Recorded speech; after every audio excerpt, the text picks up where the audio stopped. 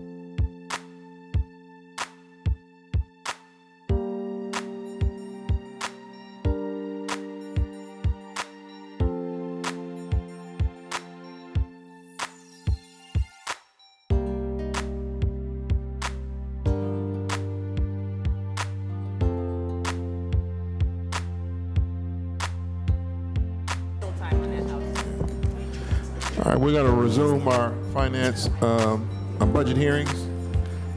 Brooke, Ms. Saban, can you read into the record the next section? Page 361, golf course. Total expenditures 2024 unaudited, $2,568,189. 2025 budgeted, $2,569,636. Mr. Chairman. Brooke, can you repeat that page again? 361.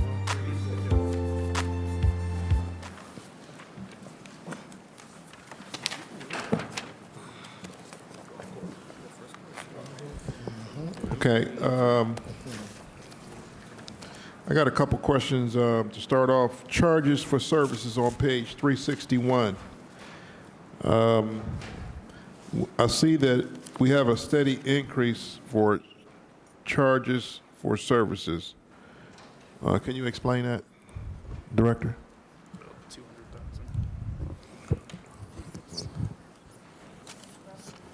Through the chair to the committee chair. This is the greens fees and stuff at the golf course, Highland, and we've turned it over to the not-for-profit. So they've been more successful attracting additional golfers to the course. Okay. All right, that's a good thing. So down below where it says transfers in, I see we increased our transfers in. Why did we increase our transfers in? Do they need the financial support? Through the chair, or to the chair, that's correct. That is the subsidy from the general fund. Okay, and does that subsidy, is that a standard amount that we're going to transfer in, or how does that work? Through the chair, depending on expenses and the revenues that come in from golfing, I mean, we have to balance the budget, so it's usually around the same number. Hopefully it can decrease as they attract more golfers to Highland. Okay, and we are ending our first year, or how long has it been since we had the private? We're ending our second. To the chair, I believe this is the second year. Okay. On that point, All right, I'm going to open it up for questions. Councilman, I've been out to the park, and I'm be very patient. I was probably one of the more reluctant people to support the transition to the private, but I was told that it was going to eventually yield where we wouldn't have to subsidize. Do we have any projections on when we can start to see that subsidy start to decline? I know it's still our golf course, but one of the concerns that I'm having, and I won't get into any operations, Mr. Chair, is that everybody wants us to pay for stuff, but nobody wants us to oversee it. So I thought that the reason for getting into this is because people had concerns about us subsidizing this, and I know I need to be patient, so I'm not going to raise too much fuss on this one, but when do we project, and what does the business plan say when we're going to start to see a decrease of those subsidies? To the chair, to the councilman, or to the council president, the anticipated when we started this was a 5-year window where they wouldn't need a subsidy. So we're 2 years into that now. We will recalibrate that. We'll get with the operator and talk about if that's still realistic. So we'll get you an updated answer on that. But it was supposed to be a 5-year window when we first went live with them.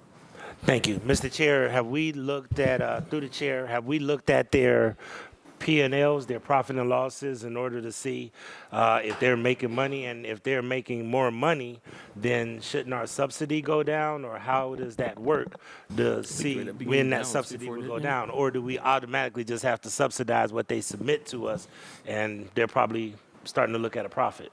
Through the chair, the council president, internal audit has went out there on a couple of occasions. The internal audit division of the city of Cleveland, taking a look at their profit and loss. They had some recommendations from them to them about some of their bookkeeping, but by and large, the revenue was accounted for based upon the tickets and the green starts with the starters. Mr. Chair, the only thing I will say is I have been out there and I have seen the investments that Troon has made. I would like to see what they've committed of their own money as well, because a tremendous amount of work has gone into that. I actually did take the opportunity to visit. I know the clubhouse still needs a tremendous amount of support and work, but the operations seem to be going well. I just want to understand when we're getting out of the subsidizing business, because that was the reason that it was given to us, that we were trying to move away from subsidizing the golf course. And I'm not sure if I'll be around as long as the dean, but I don't want to be here another 20 or 30 years. And then they say that, we're still subsidizing it, that and the Westside Market, quite frankly, because their motto is supposed to be moving away from the city of Cleveland subsidizing it. But I know there still are assets. So we're kind of in this trick mode. So please, let's, if you can give us a forecast on that, that'd be great. And if we could see what kind of money Troon put in on their own, it'd be great too. Thank you, Mr. Chair. All right, thank you, Council President. Councilman Mike Lindsay. Thank you, Mr. Chairman. Thank you, Mr. Chairman, honorable colleagues, and I'm going to follow up on the Council President. If you recall, I voted against that deal. And I voted against it because I saw what we have done over the years. And the Council President took a great leap of faith and members to support this. And again, I'm asking the same questions. We were told that we would be out of this business. We would be out of the golf business, because I advocated for the Metro Parks to take over the facility. And we heard from the administration, the previous finance director, and the mayor's team, that they did not want Highland to go to Metro Parks, even though Metro Parks has an excellent track record of running golf courses. And I stated at the time, and I will state it again, I see no reason why we should be in the golf course business. We should be in the recreation business for kids. That's me, and adults. So all I'm saying is that this subsidy has increased when we were under the impression it was going to decrease. So I just want to state that for the record, that I think this is something that we have to really monitor, Mr. Chairman, because at the end of the day, there are private people involved. So I'm assuming somebody's making money on this deal, and it ain't us. So I think this is something that the council has to continue to bird dog, continue to watch. And I still contend that we should not be in a golf course business. Thank you. Okay. Are you finished, Councilman? Yes, I am. Okay. All right. Thank you, Councilman Plinson. Councilman Brian Casey. Thank you, Mr. Chairman. Mr. Chairman, on page 361 to the director, 2021 was 1.3 million budgeted. Now it's 2.5 million dollars budgeted, which is a difference of 1.2 million dollar increase even after we turned it over to Trine. Trine's the name? Truin. All right, and then if you look under revenues, the revenues have gone from 1.3 to 2.5. So we're contracting more, but the revenues are coming in more. So, Mr. Chairman, to the director, do we know how much Troon has raised on their own? Because that was all part of this, right? They were a nonprofit who was supposed to be raising money to take this off of our books, as the council president was saying. Do we know how much they've raised to date to offset the amount that the city's putting in? To the chair of the councilman, I don't have that number, but we will get that for you. I think it's mainly for capital improvements, so we wouldn't have to pour capital, but let us get you the accurate number for what they put into date over the last 2 years that they've been operating. All right, and then Mr. Chairman, to the director, on page 361 under other contractual, what is that going toward? So through the chair to the councilman, this is for the Highland Park Golf Course for management of the golf course. Right, so this, Mr. Chairman, to the director, this is going to Troon, correct? Even though we turn the golf course over to them so that we could bring this off our books. I specifically, Chairman, you remember him as well. I mean, it was a big to-do at the table, and I know nobody at this side of the table was here during that. But the whole goal of turning this over to Troon was so that it would come off of our books and we wouldn't be in this business anymore. And that's been 3 years, 2 years, 2 years now. And here, our money that we're putting into the golf course is increasing. So do we have a projection, Mr. Chairman, to the director of when we're going to stop subsidizing the golf course? Because that was the whole point of turning it over to Troon. Through the chair of the councilman, the original projection was 5 years after they took over, so we're 2 years in. We'll get with them, recalibrate that, just to make sure that's still, feasible, and we'll get you an answer just where we stand with 3 years remaining. But the original timeline to get everything in order, to get the revenues to exceed the expenses, was a 5-year window. And then if we're budgeting for 2.1 million for this year, is that correct? Are we over here? No, 2.5. Budgeting for 2.569, and the revenues are 2.565. Do those revenues come back to the general fund? Through the chair Or of the they're- council. it's an enterprise? Right. It goes to the enterprise, correct? Right, that's correct. Okay. Well, I'm hoping that come next year, we need to be done increasing, because that was the whole point, that the administration wanted to get out of the golf business, and, council gave them the blessing, but it doesn't look like financially it's starting to pan out yet for us. Thank you, Mr. Chairman. Okay, thank you, Councilman Casey. Councilman Chris Hirsch. Thank you, Mr. Chair. Through the chair, do we have the financial statement from the operator of the golf course showing their revenue and expenses and all their salaries and all that?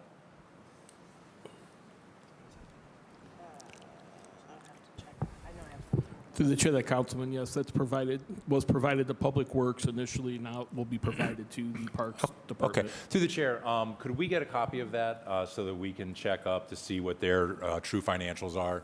And I would ask then that we extend that, because this is a big experiment in government right now. We're handing the operation of government facilities over to nonprofits and to non-government boards. So I would also ask for the Westside Market's complete accounting of their costs, as well as the golf course. And I think Public Auditorium, are we doing, no, not that one. Okay. I think there was a third, colleagues, did we have another thing that we had, city-owned facility that we were put into private or non-city management? Then just those two. Because, Mr. Chair, this would be very, very much need to become part of the budget moving forward. If we own an asset that we have a non-government entity managing, we need to look at their finances once a year as part of our budget as well.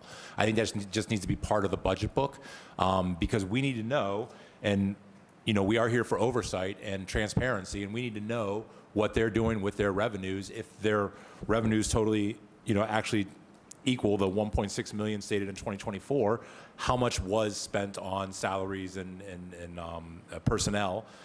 Because, as Councilman Casey correctly pointed out, we are spending more money on it while they're making more money. And it seems that if they're making more money on it, we should maybe spend less money on it. That would be the sort of idea of streamlining and consolidating or partnering with a non-government entity. So through the chair, if we could just make that a request for the golf course, P&Ls, as well as the Westside Market, so that we can see what those management costs are looking like. Thank you. All right, thank you, Councilman Hirsch. Is there any other questions? Okay, Brooke, can you read the next section? Page 308, Schools, Recreation, and Cultural. Total expenditures, 2024 unaudited, $1,125,000. 2025 budgeted, $1,125,000. Mr. Chairman.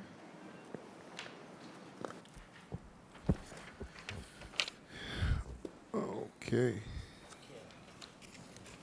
All right, I'm gonna go to, first I'm gonna go to Council President. Thank you. I know you mentioned that $380,000 went to schools as neighborhood resources. So this doesn't cover schools as neighborhood resources, the Neighborhood Leadership Institute program? Through the chair to the council person, I think this is all for after-school activity, extracurricular activities for the schools. Just for Cleveland Public Schools? Through the chair to the council person, yes, that's correct. Cleveland Public Okay. Schools. One of the things, and I wanted to wait until this was put forth, because schools as neighborhood resources, I know the director is still putting her arms around everything. The schools have started charging more money for a lot of those institutions. There's approximately, I think, 8 that they do around the city. Then they do a attendance program, and really their whole job is to go to areas where they cover gaps. And they're starting to get charged more for janitorial services, security services, and they're serving a lot of people, but their budget is staying static.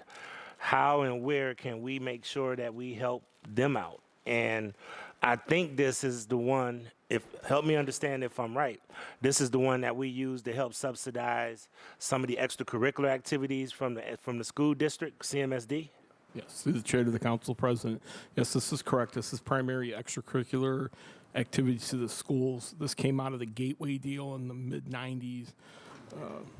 In the mid-90s, the Gateway deal, the city was committed to basically give this amount to the schools. It actually was a little bit higher, but like in 2008, the schools in the city lowered it a little bit.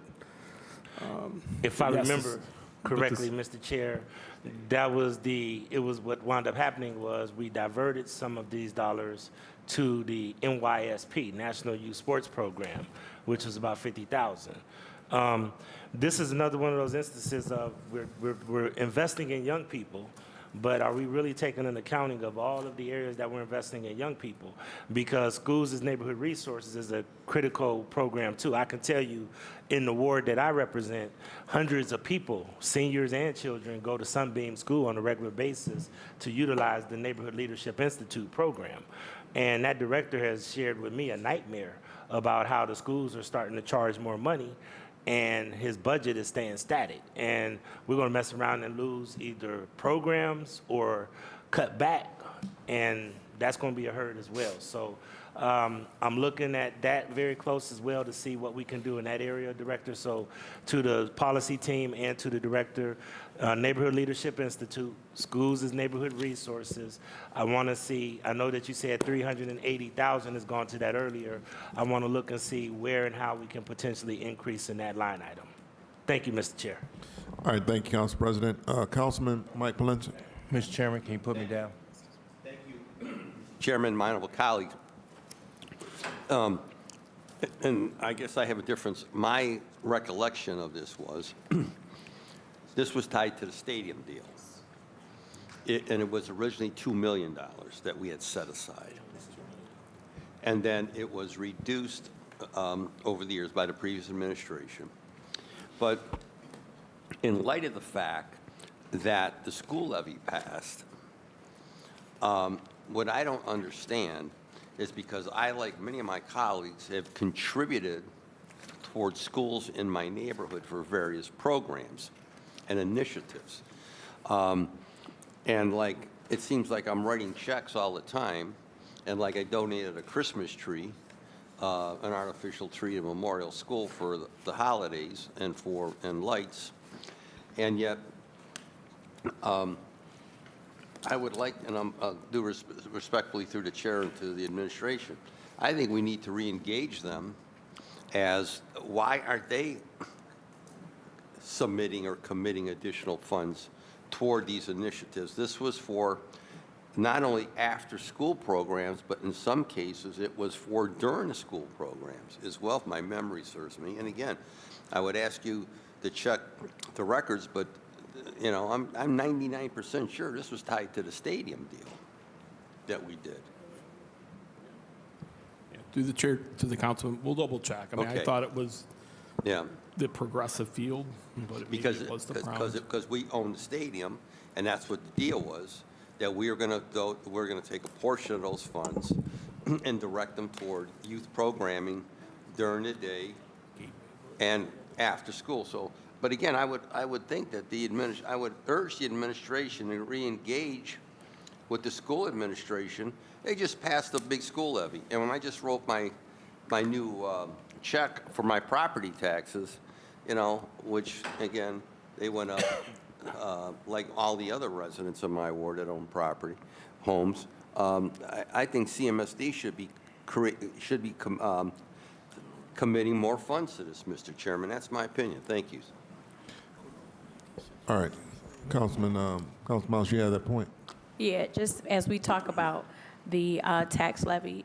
If people are paying attention to the state budget, the state school formula, what actually is happening is that as communities, are having these adjustments in property taxes, they are decreasing state aid and relying more on homeowners, which we know is not constitutionally. So even right now in the current projections, CMSD is slated to lose about 1.4 million this year and about 3.5 million the next school year as it's being proposed now.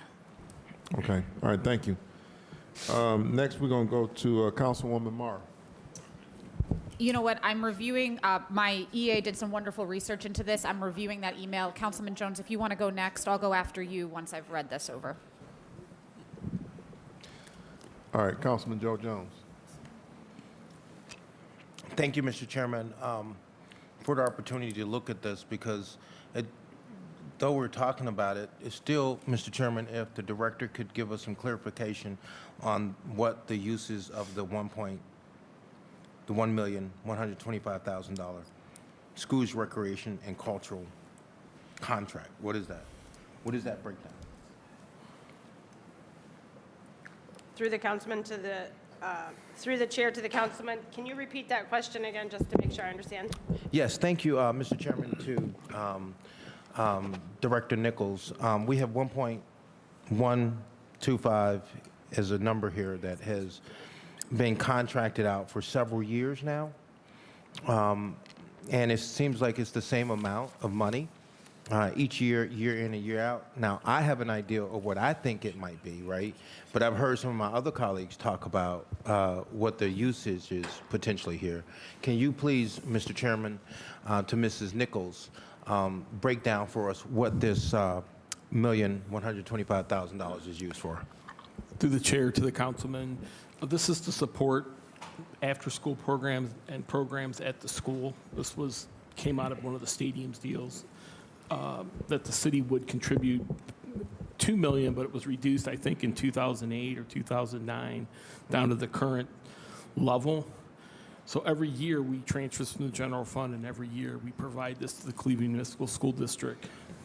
Now, the same amount. Would this be, Mr. Chairman, to our CFO, when you talk about after-school programs, would this be geared towards our recreational options that we give to our kids, like Little League, not Little League, but football, basketball? Can you give me an idea when you say after school, as an example, what are you talking about, Mr. Chairman, to the CFO? Through the chair to the councilman, that's exactly right. So any activity that students have after school, whether it's football, basketball, cheerleading, drama club, whatever each school has, this helps support some of those costs as the schools have lost money over the years. And again, with the stadium deal, the city was committed to help and support these programs at the Cleveland schools. So it's directly dealing, Mr. Chairman, for clarification to our CFO, it's just the purpose of sports, if that's correct. If I'm through the chair, it's more than just sports. It's several things at the schools. So it could be music, arts. It's the gamut of the schools. So this doesn't just go towards sports at the schools. This is to help support, and they spend much more than this in total. This is just a piece to try to make those programs work and able to continue. Well, I'm not opposed to this because, Mr. Chairman, in the past I've supported helping our school district out. I certainly supported the levy as well. I think it's really important for any civilization of people or humans in general to always invest into their young people. So the question, Mr. Chairman, to our CFO, do we ever get any kind of breakdown from the schools on just how they're spending that? Through the chair to the councilman, I believe it comes to, historically it's come back to Public Works. So I think there's a report that's given back to Public Works periodically that shows what programs and how much is funded. That will now obviously fall under the parks, but historically that's been under Public Works. And Mr. Chairman, a point of information request, because as long as I've been here, Mr. Chairman, to the director, to our CFO, there has never been any kind of discussion or conversation, even when we've had discussions about the budget and other formats. We have never talked about Mr. Chairman, to the director how these funds are spent and a fundamental breakdown of those funds because it's the same amount of money. Mr. Chairman would like to know where these funds are going in and year out as it relates to the Cleveland school systems are concerned. And then, Mr. Chairman, with the request of having that information, would like to know what is, Mr. Chairman, to our director, what is the schools doing to match this?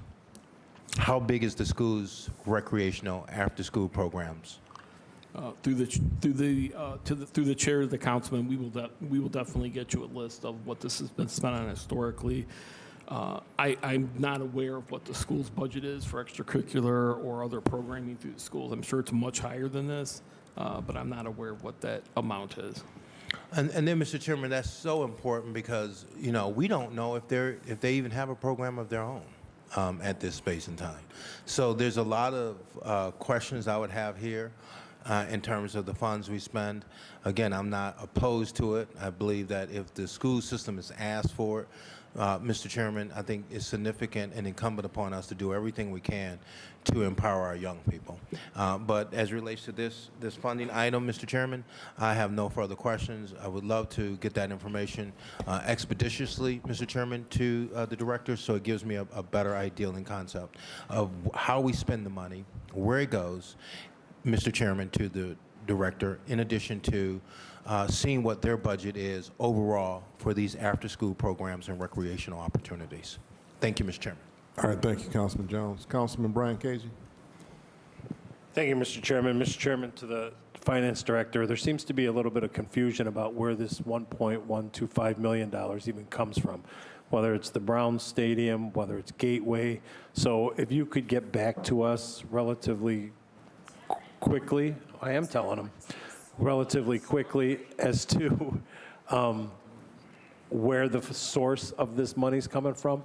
And then, Mr. Chairman, to the Director, to follow up on Councilman Jones, I'm going to call for a 5-year audit for the last 5 years on what CMSD has spent the money on and which schools it's gone to, which programs. Just a 5-year audit for over the last 5 years to see if this is feasible money that the taxpayers are getting, making sure that we're getting the best bang for our buck on this. Thank you, Mr. Chairman.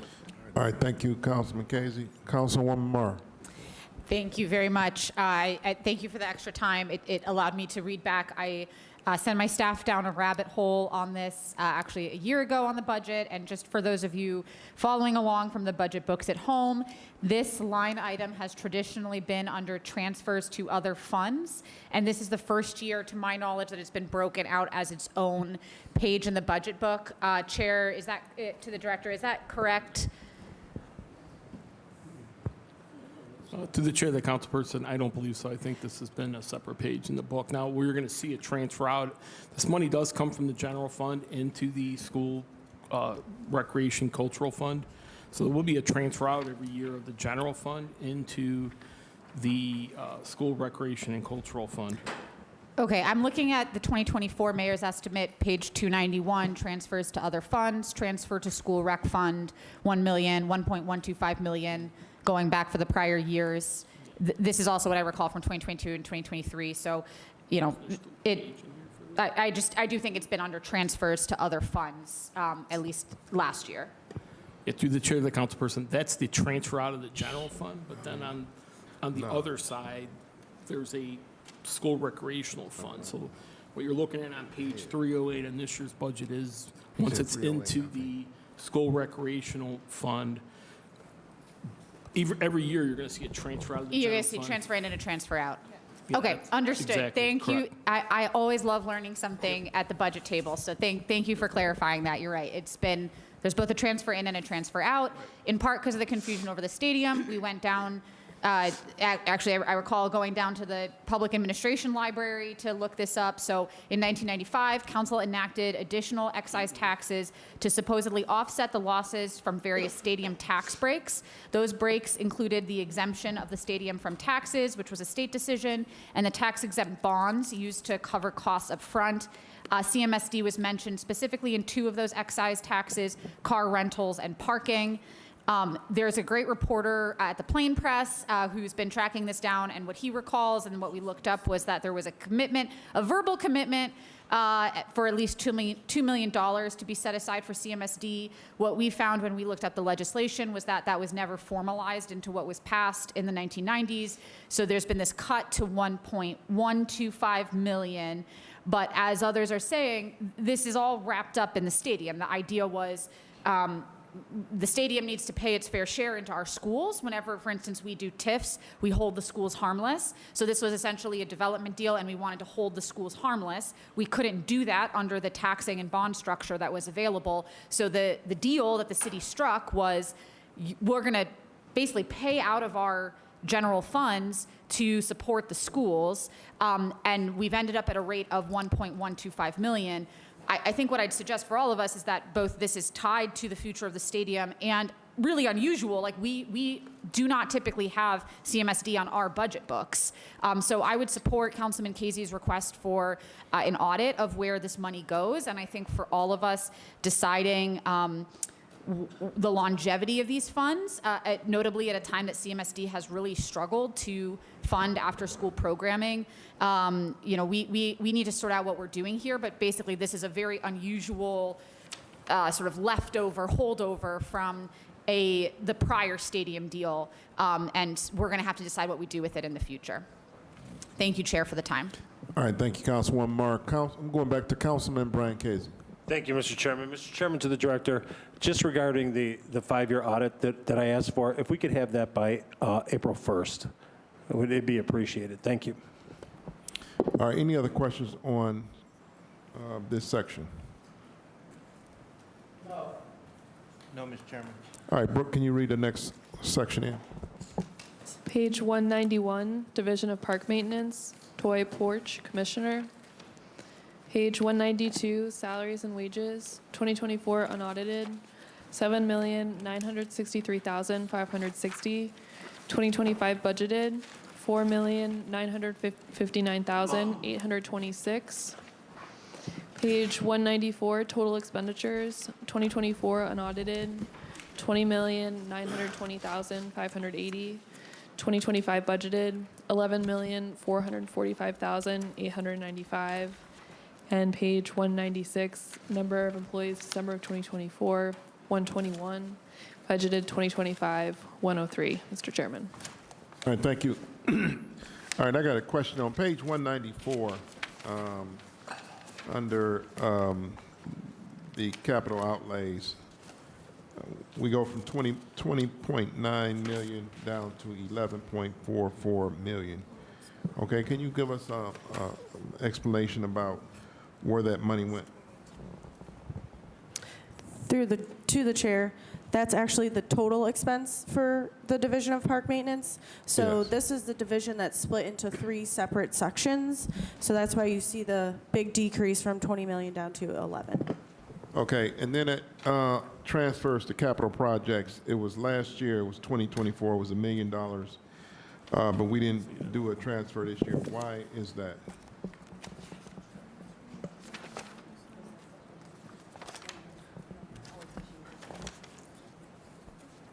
To the chair, I will have to look into this item. I'm sorry. Do you have the answer? To the chair, that Okay. was for the trees. That was for the trees? Yes. Okay. Yeah, okay. All right, I'm going to open it up for questions. Councilman Mike Palencia. Thank you, Mr. Chairman. Mr. Chairman, my honorable colleagues, on page 192, under the seasonal, that dropped by approximately $1 million. Is that because of the movement? The split up of the department? Through the chair, that's correct. Most of the seasonals are in vacant lots and urban forestry. So then the $1 million that is there for seasonal, what is that for then? Through the chair, that's still for the maintenance of all the parks in the city. For seasonal? And are we contracting that out, or these part-time workers? Through the Through the chair, the councilperson, no, these are seasonal employees for the actual parks that we run. Okay. So these are employees of the city. So you believe the $1 million is sufficient to do that? Mr. Chairman, to whoever. Through the chair to the council member, we will have to see. We think it is sufficient. However, it will depend on the seasonal operation over these next few months to determine whether or not we need additional funding. Okay, because your overtime has been reduced as well. So, again, based on the discussions, Mr. Chairman, to the director that you heard today, major issues with council, grass cutting, outside maintenance, et cetera, et cetera. So I don't know if you're going to be able, write today's date and time down, I don't know if you're going to be able to fulfill your mission with that number there. But anyway, that's your call. That's what you're recommending to us. On page 194, let me get my bearing straight here. So charges from motor vehicle have dropped substantially as well. What's the deal there? Through the chair to the council member, this is because of the change in the work that was in parks before. Okay. Vacant lots is staying with Public Works, and forestry is a separate individual division. Okay, so then on your page 195, who from this operation was moved over to shade trees, urban forestry? Through the chair to the council member, I would need to review the 2024 budget to see. Okay, because you have no administrative assistant, no field operations forester, no principal clerk, no senior clerk. Those all have been eliminated. Through the chair, that's correct. There's also all the arborist positions. Those are now in urban forestry. Some real estate maintenance workers went to vacant lots. So on page 196, arborist 1, 2, automobile repair, those have all been moved to where? Through the chair to the councilman, the arborist positions moved to urban forestry. I believe the automobile repair workers actually moved to MVM.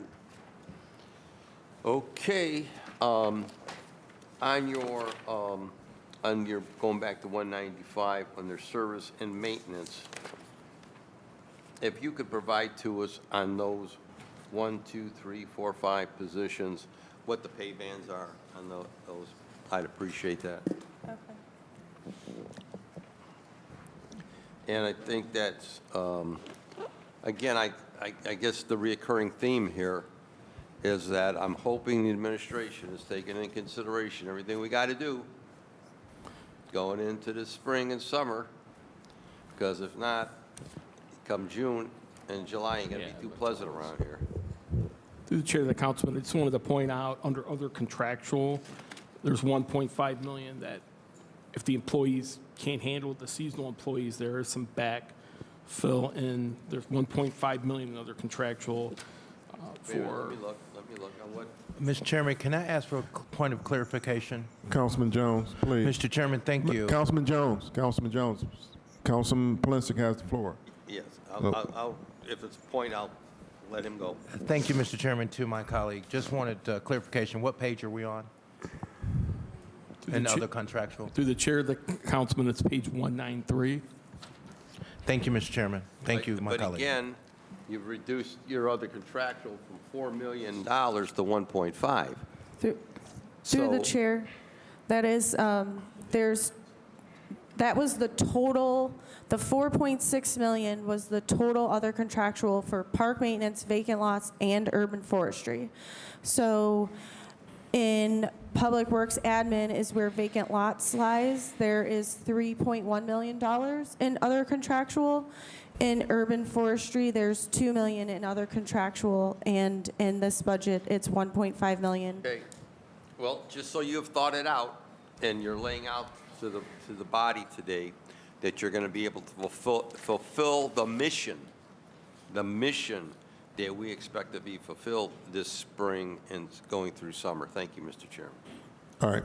Thank you, Councilman Plinsick. I'm going to Councilman Joe Jones. Thank you, Mr. Chairman. I was looking at this budget here, and then I see because this department, Mr. Chairman, has been split up, I see the decrease in the numbers. And so my question, Mr. Chairman, when we look at what the Division of Park Maintenance does is maintain all of our parks. It deals with our cemeteries. And then it says owned by various different neighborhoods. Can you elaborate so this is all of our parks and gardens that we facilitate? And when you say gardens, are you talking about, Mr. Chairman, to the director, our facility off of Martin Luther King Drive? Through the chair to the council member, the cultural gardens are considered a park. The property is owned by the city. A lot of the work that takes place in that park is done by the city. When I talked about other open spaces, some other gardens and other green spaces would fall under that category, but not necessarily the cultural gardens. Okay. And let me, say this, if I may, Mr. Chairman. When we look over here in our budget books, this department at one point, this is just the total number of people that we have that is under the Division of Park Maintenance is 103. Is your primary work, is it just, and I know we have a number of areas we deal with, but what is the bulk of the work that's done? It's just basically taking care of our parks as a whole? And then how many parks do we have total? Through the chair to the council member, I would need to get you a total for the number of parks. I believe it is over 130 parks. There are a couple of parks maintained by outside entities that we don't necessarily consider to be our parks because we're not necessarily maintaining them. But I would say the majority of the work that is done in park maintenance is in parks. Some of it is related to right-of-ways and special planting areas that would be in some of our districts, our commercial districts. But that is some of the gardens that are maintained by the Parks Maintenance Department. I see. And then I see that you parked out the vacant lot serviced. Now, just quickly, that's going to be up under the director, Williams' shop right now. So it goes directly up under him versus as how you pulled it out from last year's funding. Is that correct? Mr. Chairman, to Mrs. Nichols. Through the chair to the council member, that is correct. Okay. And then let me just say this. I think that the Division of Park Maintenance does an outstanding job. As long as I've been on this council, going all the way back to the 90s, they have done an absolutely great job for the parks in Ward 1, and I've never had any issues out of them. And so to put on your radar screen, Director, I think these people, these men and women do a great job. And I see them on Sundays working. So I just say, whatever the formula is for park maintenance, let's keep it the same because they do a great and outstanding job as it relates to keeping our parks maintained and cleaned. Thank you, Mr. Chairman. No further comments. All right, thank you. Is there any other questions on, you want to respond to that, Director? Through the chair to the council member, I did look up. We have 161 parks. That includes community parks, neighborhood parks, regional parks, special use facilities, mini parks, and other civic spaces. Councilman Jones, everything goes through the chair? Yes, Mr. Chairman. That I was trying to get to touch the microphone. So as you know, I know parliamentary rules of order. So the question, Mr. Chairman, to the director is, can you make a list available to us, those locations, please? Yes. And that's it, Mr. Chairman. All right, thank you. Councilman Plinsk, you have a point. Just on that point, I just wanted to say to the director, I appreciate the work of Commissioner Porch. I think she's done as good a job as she could be, and that she could have done based on the resources she has available. She's always been responsive to me, and I need to say that for the record. Thank you. All right, thank you. All right, Ms. Saban, you read the next section. Page 358, Cemeteries. Salaries and wages, 2024 unaudited, 976,315. 2025 budgeted, 1,258,758. Total expenditures on page 359, 2024 unaudited, 1,879,261. 2025 budgeted, 2,465,495. And page 360, number of employees, December 2024, 16, budgeted 2025, 25, Mr. Chairman. All right, thank you, Brooke. On page 358, under salaries and wages, had an increase on for this year's budget. What is that increase pertaining to the finance director? To the chair, to the councilperson, they actually have some additional head count this year that was added to the cemeteries. One is 5 seasonal workers to cut grass, so that will be 5 seasonal employees that you'll see in the seasonal line item. And then the full-time line item, there's 3 additional heads budgeted in full-time to actually help correct some things at the cemeteries. Okay, all right, I'm going to open it up for questions from the committee. Councilman Harsh.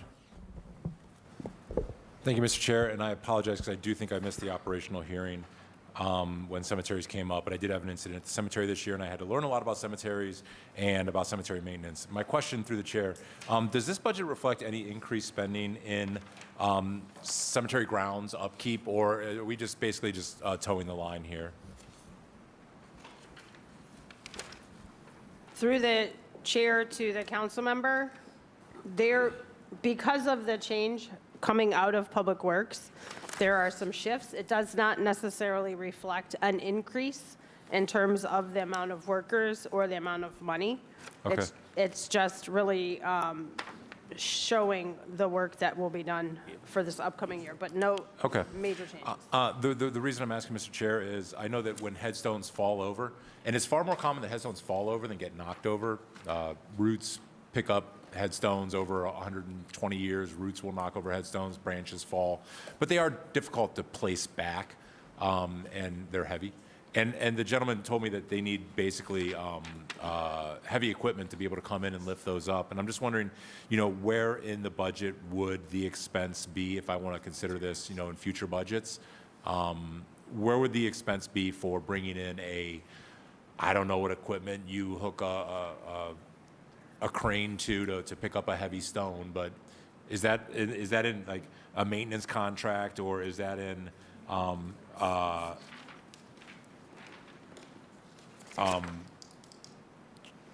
charges for services? I don't know what is. That's revenue. I'm sorry. Would that be in a maintenance contracts or? Do you want to get it?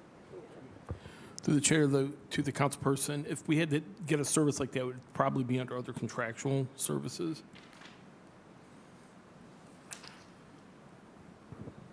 Other contractual. On page 358.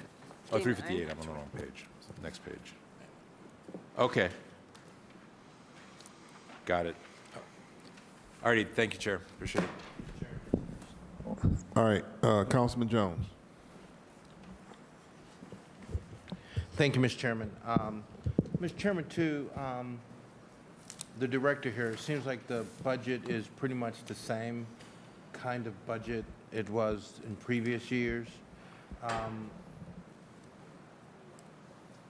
And my question, Mr. Chairman, to the director, looking over on page 358, under other contractual, do we know what other contractual is? Can you kind of explain that a little bit, break that down? So through the chair to the councilman, I think we just mentioned if a headstone gets knocked out, we could use it for that. What again? I'm sorry. If, as the other councilman asked, if a headstone falls over, we can use it to contract out a company to fix that. That's one use. It's also an increase needed for Snyder Blake for seasonal workers and to secure additional staff for leaf season to clean up the leaves. Let me ask a question, Mr. Chairman, to the director. So when we, because I'm hearing the name again and again and again and over again, how many contracts, for a point of information, Mr. Chairman, can you give us a breakdown of all of the areas where we use subsidiary companies like Snyder Blake and others? How many contracts do they actually have with the city of Cleveland, and what departments that they have these contracts under? Through the chair of the councilman, it's a citywide contract, so we just have one contract, and then each of the departments that use it actually certify funds against it, so we can get you a list of what was certified and spent by each department with that temp agency. Okay, so make sure I'm on the same page, Mr. Chairman, to the CFO. You're saying to me that there is one big contract, and out of that one big contract, we service all of our entire city as relates to this particular client, or this particular contractor. Do we have, Mr. Chairman, to our CFO, other contractors that do this work as well? Or is just we only have one person? Through the chair of the councilman, we put this out to bid. It's a one-year contract with 2 one-year options. So every third year, generally speaking, we put it out for bid. Snyder Blake, historically, over the last number of years, has been the only one that's responded to it, or their price has been the better price. But again, we have, just to repeat, we do have one citywide contract, and then each department will then certify funds against it. So it's just one contract, but it gets funded by multiple departments, and that's why you see when we talk about temps and all these different departments, they will all be certified against the master agreement, which is the citywide contract. I see. And Mr. Chairman, to the director, I don't have any unreadiness concerning approving this budget. Like parks maintenance, I go to the cemetery often to pay respect to my loved ones, and I've had a chance, Mr. Chairman, to go into the office facility and was treated really nice. I don't think the person knew who I was, but their professionalism and taking care of their customer was second to none. So I just want to put that on your radar screen. And then lastly, Mr. Chairman, to the director, when we're talking about the future of our cemeteries, what are we looking at in terms of space and growth and future?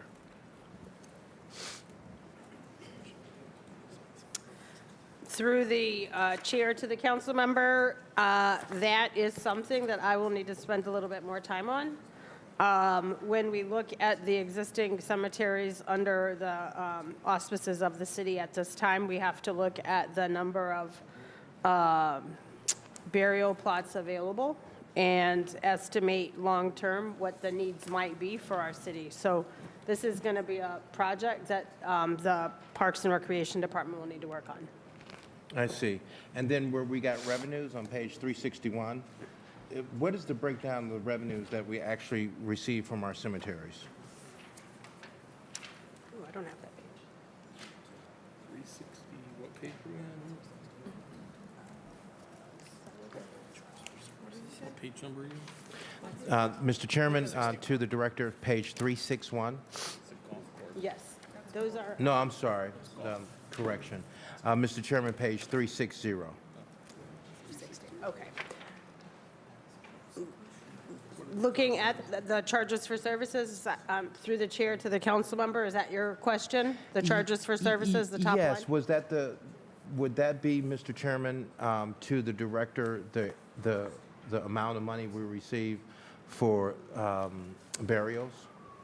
Through the chair to the council member, I believe that is the dollar amount received for burials in the cemeteries and also for prepaid purchases of burials, I'm sorry, who? burial plots. Prepaid purchases of burial plots as well. Okay. And so that number, Mr. Chairman, the trend, is it, in your evaluation, Mr. Chairman, to the director, is that trending downward, or we're about just the same as we've been in the last, say, 5 years? Through the chair to the council member, I'm not going to lie, cemeteries are not my forte. Hasn't been something I've spent a lot of time on. If I had to venture a guess, I would say they fluctuate depending on what is going on in society. Looking back at 2022, we still had a lot of high COVID numbers, and we probably had a larger number of deaths relating to that. But I do feel like it probably has a natural ebb and flow depending on what health and wellness conditions are going on in the country and if there have been any large tragedies. Thank you, Mr. Chairman. This council member rests.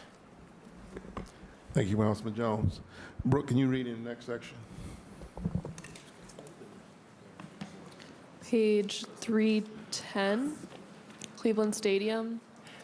Total expenditures 2024 unaudited, $14,147,454. 2025 budgeted, $16,200,000. Mr. Chairman. I know he's automatic. Okay, so on page 310, under professional services, we had a significant increase in the top line there. Can you explain that? 150.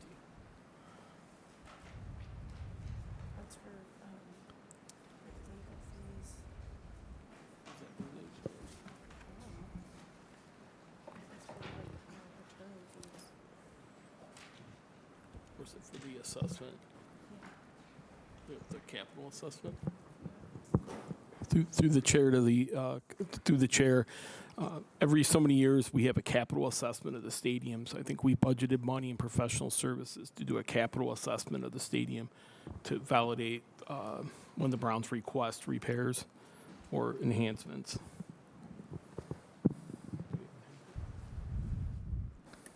So is that is that why that line item went up so steeply, sharply? Yes. To the chair, yes, that's correct. All right, Councilman Plenty. Thank you, Mr. Chairman, my honorable colleague. And again, the viewing public cannot see this book that we have, so I hope you'd be to the administration. I hope that, to Mr. Chairman and my honorable colleagues, I would hope the administration, because the public obviously cannot see what we're looking at here, would be a little bit more definitive and a little bit more pronounced as it pertains to some of our questions. So you just indicated on professional services, which had jumped significantly. Would you restate that again for the viewing public? Through the chair to the councilman, every, I think, 5 years, there's a capital assessment of the Cleveland Browns Stadium. They'll take a look at the condition of it, what repairs the Browns ask for. Yes. But we have to have an assessment every so many years, and I believe it's 5 years, and we have not had one in 5 years. So I think we've budgeted the money for that assessment of the property. Okay, and you'll confirm that to us in writing? Yes, On the absolutely. insurance and official bonds, it went from $627,000 now to $750,000. Can you explain that one?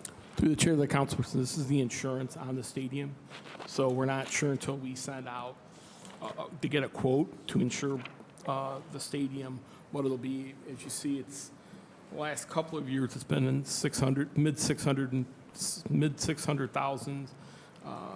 So we just budgeted enough just to make sure once we Okay. get those quotes back, we're able to insure the stadium. So to the viewing public, we pay the insurance on the stadium. The Browns do not pay that. correct? To the chair of the councilman, that's correct. Okay. On the stadium property tax, went up approximately a little over 200,000. Did we appeal the assessment?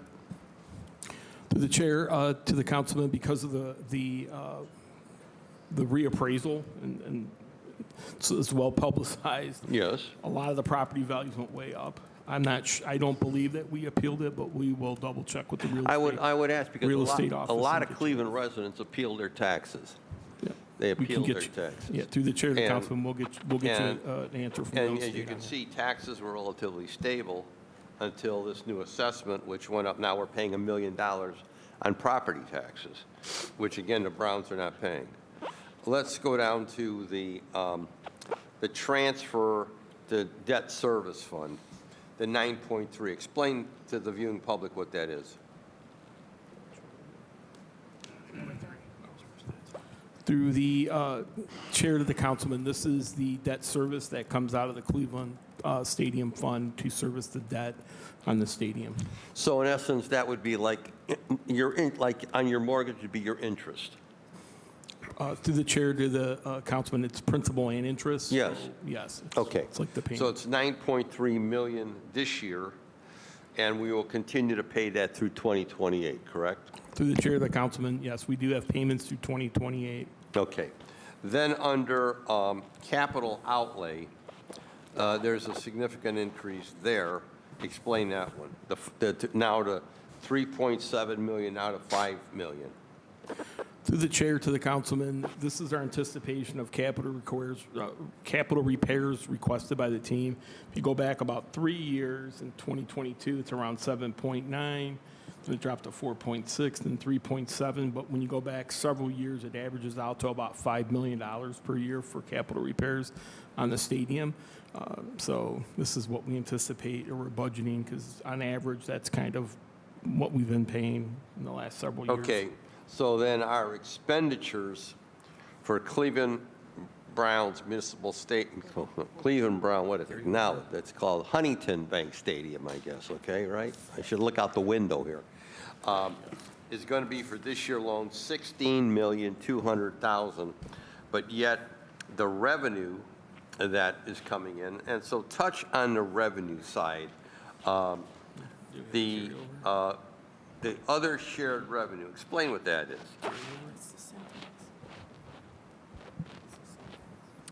To the chair of the councilperson, that is the city's portion of the syntax that goes to fund the stadium repairs. Okay, so that's what we get, that's what the city gets from the syntax Through the chair of the councilman, that's correct. for the stadium.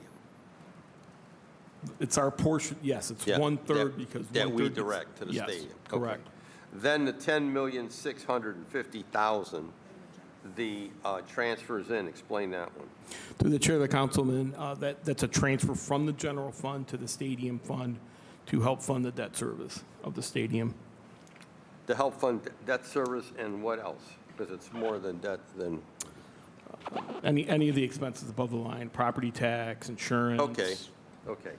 So then there's approximately $1.2 million difference from our expenditures versus revenue. Where is that? Where do we make up that 1.2? To the chair of the council person, that's from the carryover balance for the stadium fund. And where does that show up at? Page 300. Wait a minute. Let me look.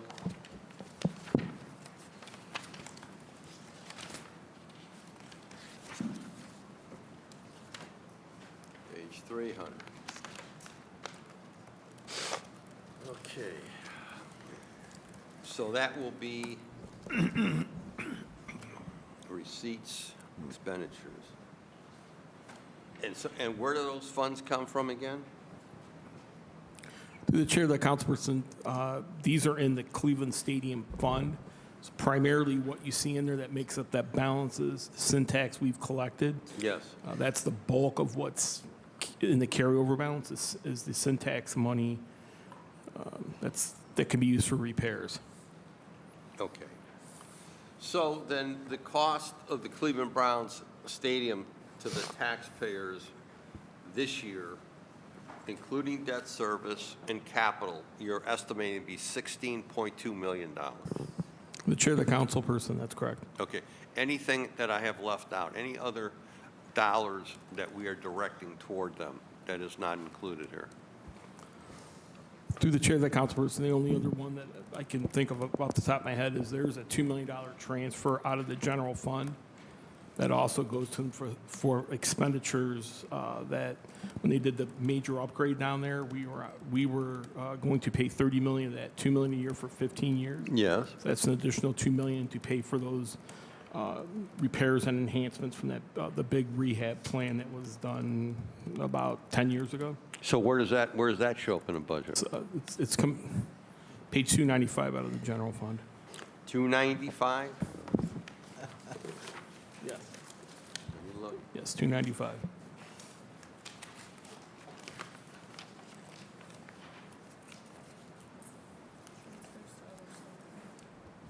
So that would be, Mr. Chairman, that would be under the transfer to the stadium fund? To the chair of the council person, no, it's under transfer to other sub-funds. It's Wait a minute. budgeted for Other sub-funds. 7 million, but 2 million of that 7 million is this transfer to the stadium capital repair fund.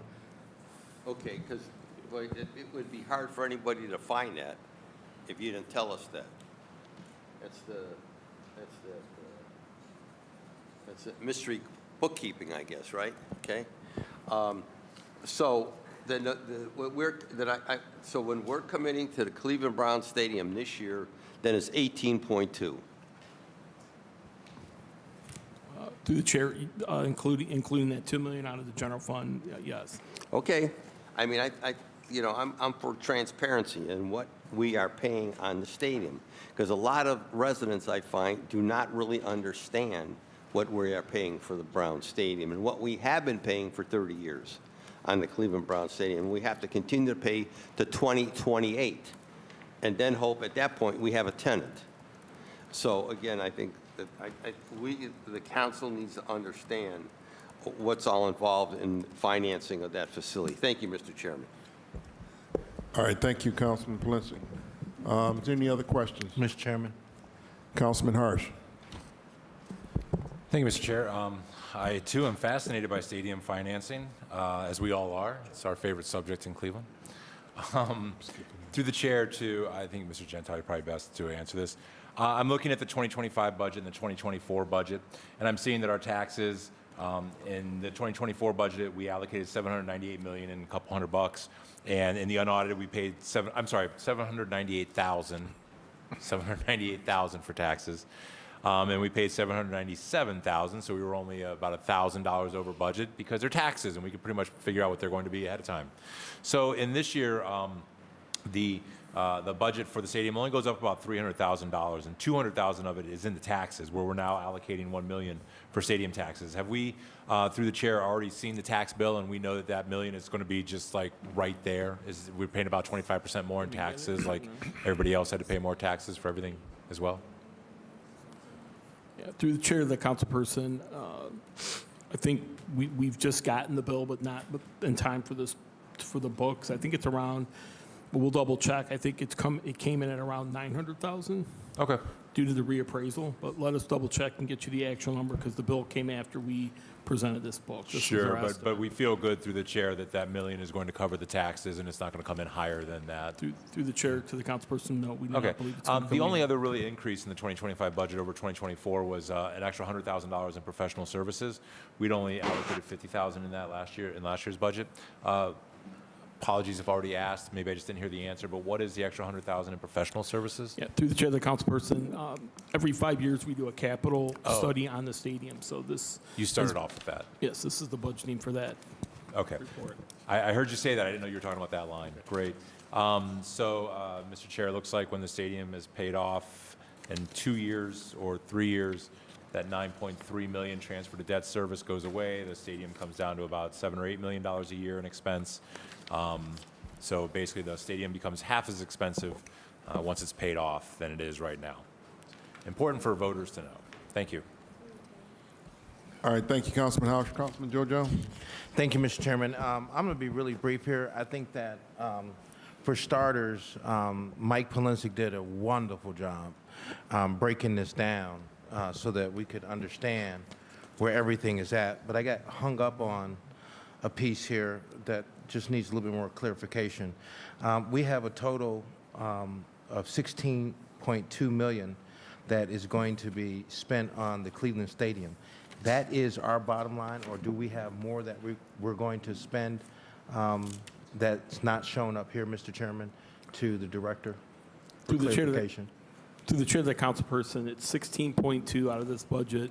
Historically, we had a 15-year deal with the Browns on their upgrade that happened around 10 years ago, and we had to pay $2 million per year for 15 years. That is actually in the general fund. Budget is a transfer to the stadium repair fund to pay for that commitment. So that's not shown in this bottom line figure here. Is that correct? Through the chair of the Mr. council Chairman? person, no, it's not on this page. And Mr. Chairman, to the director, just a matter of note on expenditure. Why would it not show up here, Mr. Chairman, to our CFO? Through the chair of the council person, it just comes directly out of the general fund. It's just how it was budgeted when we set it up around 10 years ago, and there's about 5 more years to pay on this. So we have about 5 more payments, and then we'll be done with that $2 million. So the 5 more payments, Mr. Chairman, to our CFO will be completed by when? I think it's 2020. I'm sorry, it might be 4 more. I think it also ends on 2028. So let's see. I'm sorry, what was that? I think it's 3 more years. 3 more. We'll double check. 3 more and get budgets? you. I believe it's 3 after this. I think it's 2028. But we'll get you that. We'll get that information to make sure I have the right number of years left on that. And Mr. Chairman, can you elaborate again on professional services? I wasn't clear with what we're using that on page 310. To the chair of the councilman, it's increased this year because once every 5 years we have to do a capital study. So we have professional services to do that capital study of the Huntington Stadium. Mr. Chairman, thank you. I have no more questions for the director. All right, Ms. Saban? Page 366, Public Auditorium, Executive Commissioner Susie Clater. Page 367, Salaries and Wages, 2024 unaudited, $1,494,417. 2025 budgeted, $1,898,717. Total expenditures on page 368, 2024 unaudited, $3,502,771. 2025 budgeted, $4,519,791. And page 370, number of employees December 2024, 29, budgeted 2025, 70. Mr. Chairman.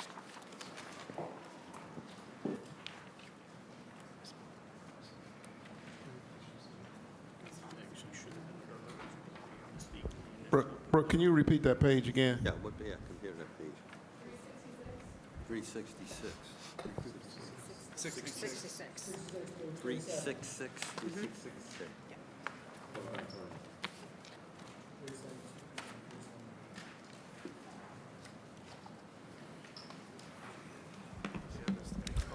All right, on page 367 to Finance Director, we have a increase in salaries and wages from 1.49 to 1.89. So what contributes to that increase? So to the chair, this is for transfer of employees, additional headcount. This would be 3 from the Westside Market, 2 from Public Works, and 3 from Special Events. Okay. And on the next page, on 368, under materials and supplies, on the last item, we go from 32,000 to 90,000. What 368. Why are we so? Why is that so high? Materials.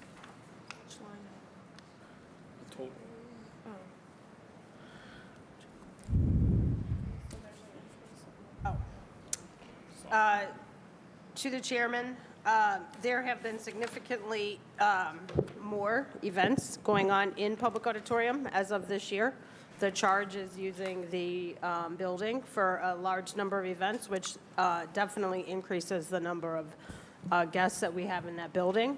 So it would cost a lot more money to ensure the quality of that facility for all those visitors. And then we would also see an additional need for electrical supplies.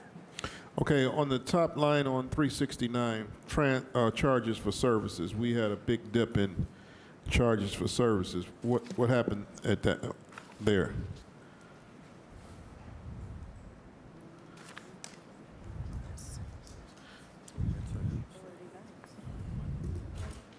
On 369, charges for services, under revenues,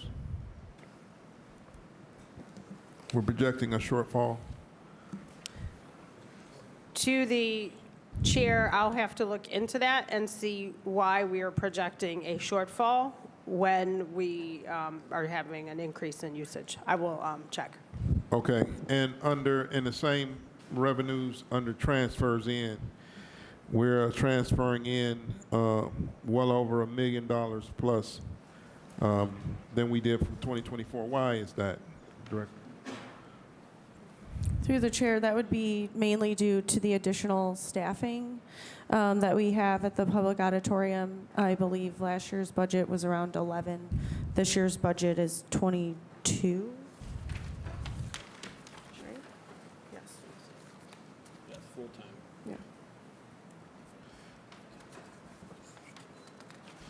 All right, I'm gonna go to Councilman Palencia. Thank you, Mr. Chairman. To the administration, to follow up on the chair's line of questioning. So, in light of the increased usage at the facility, and again, I'm just looking at the numbers you provided to us, why would there be that amount of a drop? I would think just the opposite. There would be an increase. Because of the charge being there, and as you're looking to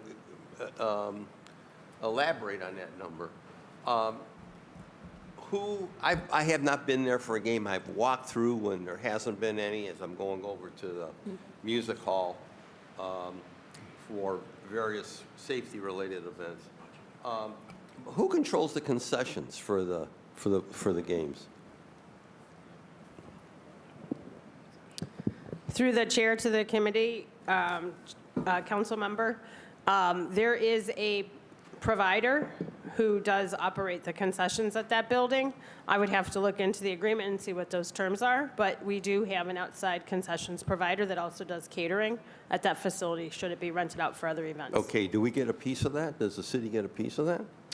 I would have to look at the agreement, and I believe that there is probably some concessions that commission that is paid to the city. I would have to check. And I would respectfully ask that through the chair, because please correct me if I'm wrong, but this is the new finance director. We were under the impression that with the additional activity at the convention center, we would generate more revenue. Through the chair to the council, we'll look into this estimate again. If you looked historically, I mean, last year was a great year there. We'll take another look at the 600,000 to make and see what revenue's coming in, what's expected to come in, make sure that 600,000 is right. We do definitely want to take another look at this number. Because I want to be assured by you that we're not subsidizing the charge. This is the NBA, man. I would hope we're not subsidizing them.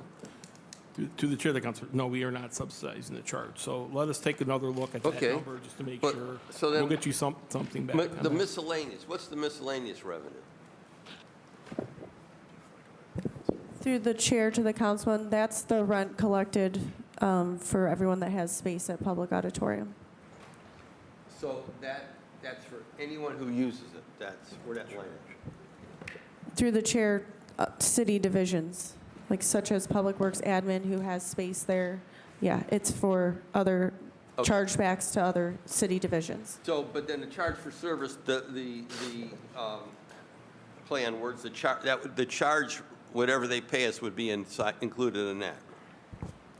Through the chair to the councilman, that's correct. Well, there's something wrong there. The transfers in, that's the subsidy, correct? Correct. Okay, so we are subsidizing public auditorium to the tune of $3.4 million this year. Through the chair, that is helped to balance their expenses and And see, revenues. and then again, I want to go through the chair. That's what I don't understand. I thought that we would see a reduction in the subsidy and then we would see an increase in revenue, and we're not seeing that. And someone's going to have to be really explicit as to why, in light of the fact that there are how many charge games being played there? Do we know how many charge games are played there? Through the chair to the council member, I will go and look at the schedule and get you a list Okay. of total games. Well, I just think again about, we're talking about transparency here. I thought we'd be, I'm not going to use the term rolling in the dough right now, but I thought we would be, our subsidies would be reduced. We would see more revenue because of the events going on there. And we're not seeing that. And I need, through the chair, not just myself, I believe the council needs an explanation as to why. Yeah. Through the chair, we'll definitely take a look at the revenue Okay. estimate. I understand your question. I do understand your question on that. Thank So you. let us look at the revenue. On the expense side, just to note, we've transferred, they have 10 additional headcount. As the director mentioned to begin with, 3 being transferred from Westside Market, 2 from Public Works Administration, then we have 3 additional people for special events that was actually put in this budget when they unbundled Public Works. Yeah. So there's 10 additional full-time headcount, so that's driving an expenditure increase. I understand your question on the revenue. Okay. We're going to investigate the Thank you. revenue, and then we'll get something to you. Thank you very much. I'll look forward to seeing that. Thank you, Mr. Chair. All right, thank you, Councilman Lindsay. Councilman Starr?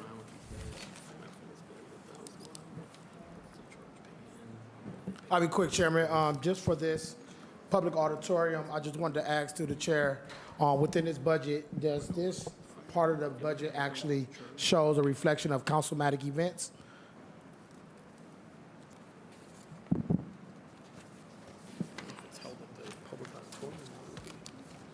Through the chair of the councilman, if it's held at the public auditorium, it should be in this budget. That's correct. If it's held at the public auditorium across So- the street. So I know each council member, we have one councilmatic events, and I know we go through special events department, and is that not housed in public auditorium? Yeah, through the chair of the council, the 3 employees for special events, yes, are now working for the public auditorium division. That's correct. So on average to the chair, from a reflection of what is the average cost or budgeted amount for councilmatic events that are hosted annually that each council member is allowed or allocated? What amount of dollars is that as far as through the budget, through the chair?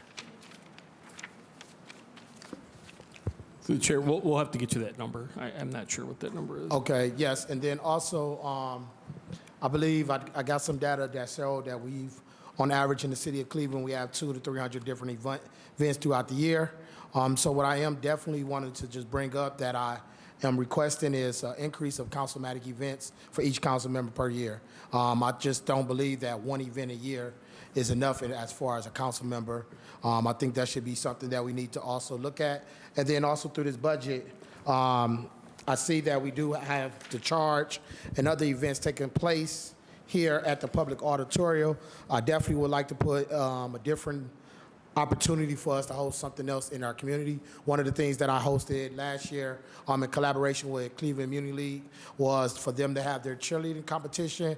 And one of the things that happened was we're charging them to paid to use the facility, but then we look in our budget, we are allocating $160,000 to them. So it's like the money that we are allocating to them, they then got to turn and use that just to host a venue in our city. I think there should be some different things that if we want to host something at the public auditorium with a council member support, there should be something in the budget to allow us to be able to host these different events. It's something that the city owns. So I'm putting those requests down. I know I sent it to staff, but just for clarification, one, how much average cost of a councilmatic event? Two, how do we increase that number from 1 to possibly 2 or 3 each year for a council member if they deem worthy of doing it, but having it in the budget, that there are opportunities for them to do that, because there are also often things that you do in the community, and then instead of us having to use our discretionary funds, we should have something in the budget to host these different events, similar to how we do have it budgeted that even in that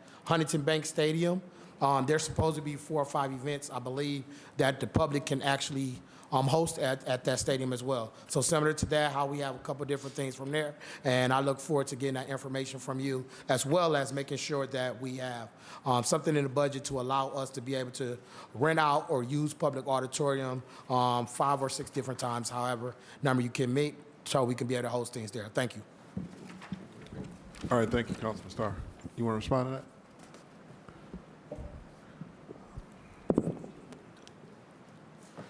Through the chair to the council member, apologize, my laptop is dying. I need to charge it. But I would say that when we look at use of the building and certainly taking into consideration these councilmatic events, I don't think there's anything wrong with us compiling some data and understanding the what we might be able to provide as it relates to councilmatic events.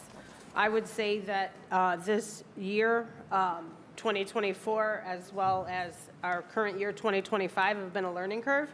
Having the charge in our building has been a significant change. And when we look at all of the events we used to host on an annual basis, factoring in this heavier usage is something that we're going to have to be very, very mindful of. And to that point, just useful, not just for the auditorium, obviously scheduling conflicts, getting those dates in, but having it in the budget. So prime example, my councilmatic event that I host every year is a back to school annual festival where we have school supplies, where we have different parade, different things that the community need, and I usually target that Saturday before CMSD goes to school, so we can have haircuts, hair braid, supplies, different festival-style activities. And what I look at throughout the year, there are different type of events that go on, not just in the summer, but throughout the year, and I'm like, hey, how do we have additional resources in place so I can host more than just one event, because there's a lot of needs in the neighborhood, and having to use discretionary funds just to do that when I get one free one basically every year just doesn't seem sufficient when I see a lot of different events taking place in the city. Thank you. All right, thank you, Councilman Starr. Okay, Brooke, can you go to the next section? Page 371, Westside Market, General Operations, Salaries and Wages, 2024 unaudited, 109,901. 2025 budgeted, 0. Total expenditures on page 372, 2024 unaudited, 2,185,740. 2025 budgeted, 2,568,468. Mr. Chairman. Okay, on page 371, under other contractual, we have an increase from other contractual. Why are we increasing other contractual? To the chair, that's the payment that we make directly to the Market Corporation. Okay, so I noticed that it went up from, in 2023, 386,000 to 1.7 and now to 2.1. So are we, what are we, when are we supposed to see a leveling out or a decrease in those services or those dollars that we pay to the Westside Market? To the chair, the 2.1 is for a full year. The the corporation just took over at the beginning of May or end of April in 2024. Those other contractual services were when we still were managing the market. Okay. And on the page 372, charges for services, we're also, under revenues, we're also see an increase. So what was that attributed to? Through the chair, that's the rent that everyone pays that has a stand at the Westside Market. Okay. And the transfers in, of course, we got an increase from 536 to 769. Through the chair, that's correct. That's the subsidy from the general fund. Okay. All right. Mr. Chairman, I'm going to question Councilman Mike Palencia. Thank you, Mr. Chairman. I just want some clarification. So I'm going to stay on the chairman's line of questioning on 372. That 769 is the direct subsidy from the general fund. Through the chair, that's correct. Okay. So then going back to 371, the other contractual, as the chairman mentioned, see, I wrote that down as a subsidy too. Explain the difference? Through the chair, the other contractual line item is what we pay directly to what is it? The management corporation that's at the Westside Market. And then to balance any revenue shortfalls, we have to balance the budget by law. So, see, I would call that a subsidy as well. That's what I don't understand. So there's really two subsidy line items here. To the chair, to the council, we actually have a contract with the not-for-profit. Yes, they operate the market for us. Right, so that's not really considered a subsidy. We have a contract, so it's another contractual obligation from the city. The subsidy is the shortfall from the rent collected, just the rent collected from the individuals to our contractually obligated expenses. And so I'm trying to understand this. So in light of the agreement we have with the nonprofit, correct, nonprofit? To the chair, that's correct. Yep. So the rents, so I go there all the time. I go there at least once or twice a week when I'm here, run over, grab a sandwich or something, or go over and grab something over there. So the vendors then, I'm just trying to understand this. The vendors are still paying the city for their space? The chair, the councilperson, right now, yes, that's the case. And that would be the charges for service? The chair, that's correct. Okay, I'm just trying to understand this. Yeah, it is confusing. So we own the building. We'll continue to own the building. We charge per square foot for rent for the vendors. They pay us. Then we, in turn, give the operator $2.1 million. Correct? Correct me as I'm going down this track. Yes, that's correct, Councilman. And then we also subsidize it by transferring in $769,000. Through the chair to the councilman, that's correct. And you indicated that will continue for how many more years? Through the chair to the councilman, again, this is a model that's supposed to alleviate the transfer from the general fund in future years. Yes. They've been operating for about a year and a half. Okay. Again, it takes, generally speaking, about maybe 4 or 5 years for these to turn around. So once we get to that point, we should not be subsidizing this operation, just like the golf course. No, and I want to make it clear, I support the market. I've always supported the market. You've been here long enough to know that I've always supported the market and will continue to do so. I just need to understand, the council needs to understand the financial commitment we've made to the market in this window, or this 5-year window, with the hope that what they're doing there is successful and the facility will take off like we envision it.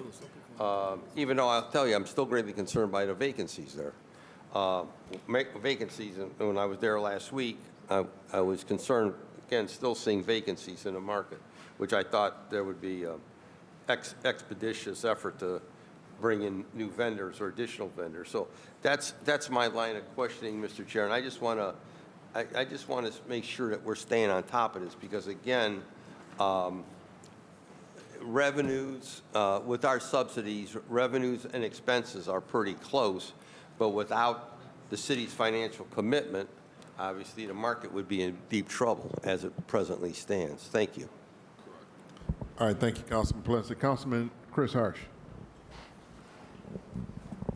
Thank you, Mr. Chair. So I just want to reiterate through the chair that if we could get the accounting from the Westside Market Management detailing their internal audit accounting of 2024, because this is, I think, something that we need to be a little bit concerned about, keeping a close eye on. The public-private partnership was heralded as a way to save money, and we're almost spending now twice as much money on the Westside Market as we were just in 2022, which was just 3 years ago. We've doubled our annual expense.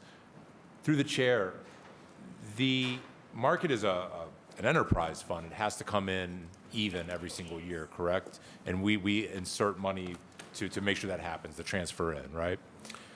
So through the chair, I'm looking at the 2024 budget book, and we budgeted $283 shy of, I'm sorry, $283 shy of $2 million. We did $1,999,717 last year, but the unaudited is $2,185,000. So through the chair, we had to make a transfer in to make that whole at the end of the year. Is that correct?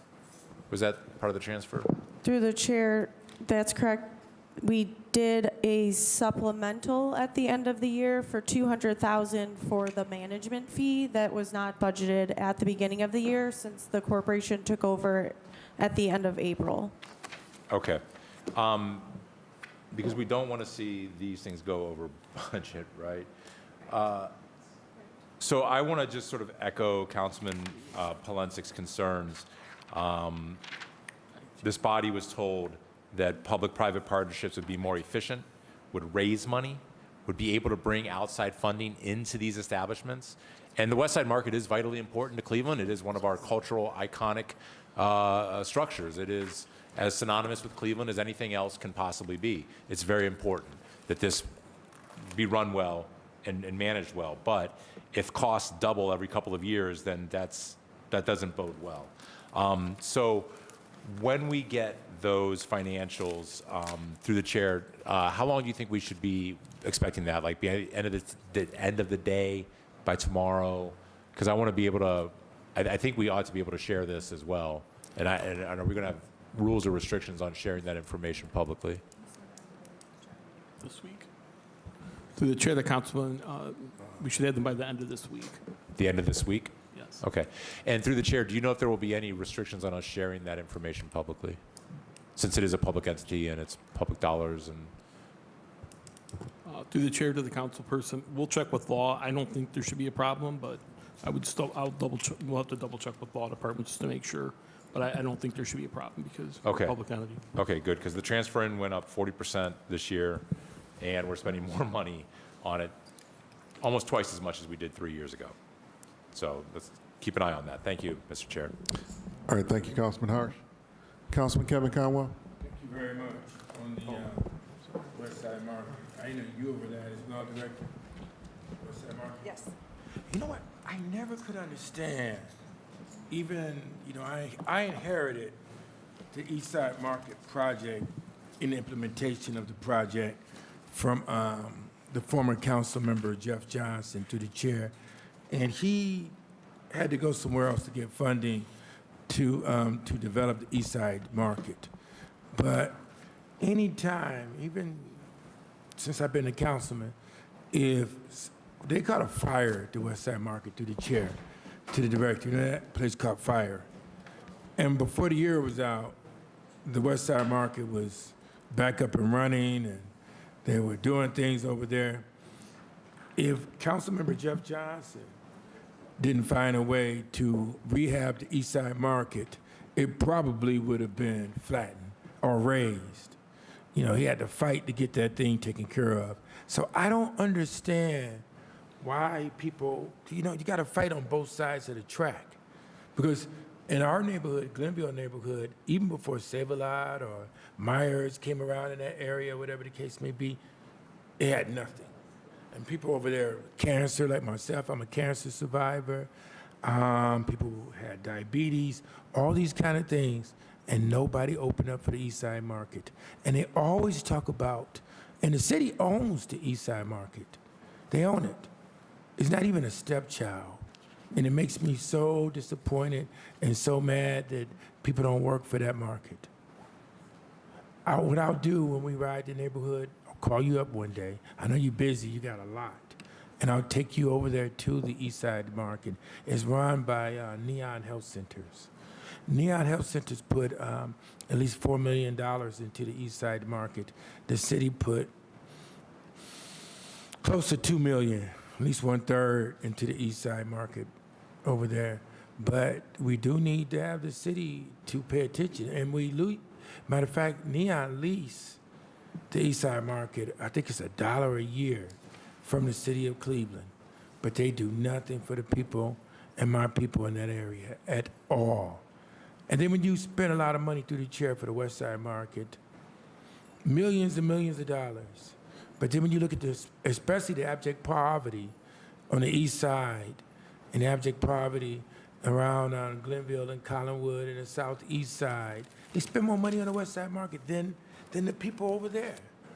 And it's the people, taxpayers' dollars from Collinwood, Glenville, and the southeast side that make it possible for the Westside Market. But yet, you don't see the development over there on the southeast side, as well as areas in Collinwood, and areas in Glenville, and areas in Huff, but you spending millions and millions and millions and millions and millions of dollars for the Westside Market. I don't understand that. I don't understand that. And it's abject poverty there, left and right, in all these places. And I'm highly disappointed in that kind of thinking. Because I would tell people, and I'm not trying to be the mayor, but if I was the mayor, I'd say, look, I got to take care of my taxpayers. Because the taxpayers, guess what? They're your boss, they're your boss, they're your boss, Kevin Bishop boss, and my boss too. And then you spend all the money in the Westside Market. Not you just got here. And I'm looking and I'm like, man, that stuff's crazy. And so that's my disappointment. I just put my foot in about it. I mean, I know we own the building, the Westside Market, but we also own the streets and the street lights and the catch basins and all of that. And we've got to make sure children have safe routes to and from schools on all these communities that I just narrated to you as well. So that's my piece. Thank you. And thank you for letting me say it, Mr. Chairman. All right, thank you, Councilman Conwell. Councilman Kerry McCormick. Last but not least. Thank you, Mr. Chair. So on this item, I'm still confused. The city is not paying the CPMC $2.1 million to be nice. That's not how that works. So the $2.1 million is not a fee to the CPMC to operate. So is this paying back the rent that was collected? Help me understand this 2.1. We don't pay the corporation $2.1 million annually just for the fun of it. Through the chair to the councilman, the corporation gives Public Works a quarterly budget, personnel expenses, what they think it's going to cost. So we pay the corporation on a quarterly basis based on what their expenses are. Okay, but that also includes the revenue into the city from the market. Yeah, through the chair, the councilperson, it's not all a management fee, so I know you. That's what I'm saying, but it's reimbursing for expenses for the operations. They send us a list of the expenses that they incurred, and then a piece of it. They send the city, or the city still collects the vendor revenue. Right now, that's how it's set up. Okay, so the $2.1 million is not just a $2.1 million check out of the general fund. The market is also putting money back into the general fund. Through Well, rent. Through the Westside Market Fund. Correct. This is a separate fund, but. Yeah, I'm sorry, through the specific fund. But again, it's not a 2.1 just management fee. They're not getting paid just 2.1. No, I understand that. What I It's want to reimbursable clarify, expenses that they actually incurred. but what I want to clarify is the 2.1 and the 769. So we're not through the Westside Market Fund putting 2.89 into the market out of city money and not getting anything back. No, through the chair, we get one, right now we're collecting 1.7 million of rent. Yes. So when we pay them, that's And part so of what we the difference pay. would be the Subsidy. Okay. I just wanted to clarify that because when you described it, it sounded like you were saying the city's paying 2.1 Yeah. as a management fee. And I'm like, no, I know that's not happening. No, Okay, so yeah, all right. Yeah, so that's correct. I mean, a lot of that's reimbursable expenses Okay. for operating the market. Right. A small part of that is they do get paid a management fee, but it's nowhere near 2.1. And is the million for goal year. to get this off the city books? Meaning the collection and the reimbursement or? The market, through the chair to the council person, the market's working on an organizational structure. I think that's hopefully happens Okay. by April 1st, where they will then start to collect the revenue Okay, versus all the right. city. That just hasn't happened. Has to do with tax credits. All right, so and which my is- confusion here is we're kind of in the middle term between the collection of revenue and the disbursement of. Right. Okay, we're just in kind of a transitional period, which is Transitional why period, it's still so we showing have- up in the city's books. Right. So eventually, hopefully this year, in the next couple of months, Okay. we will get to a different. I just didn't want model. folks thinking that the $2.1 million is just I'm like, I know they're not getting that in a management No. fee, so I just wanted to clarify. Okay, thank you, Chair. All right, thank you, Councilman McCormick. You got a point, Councilman Conway? Yeah. You know what?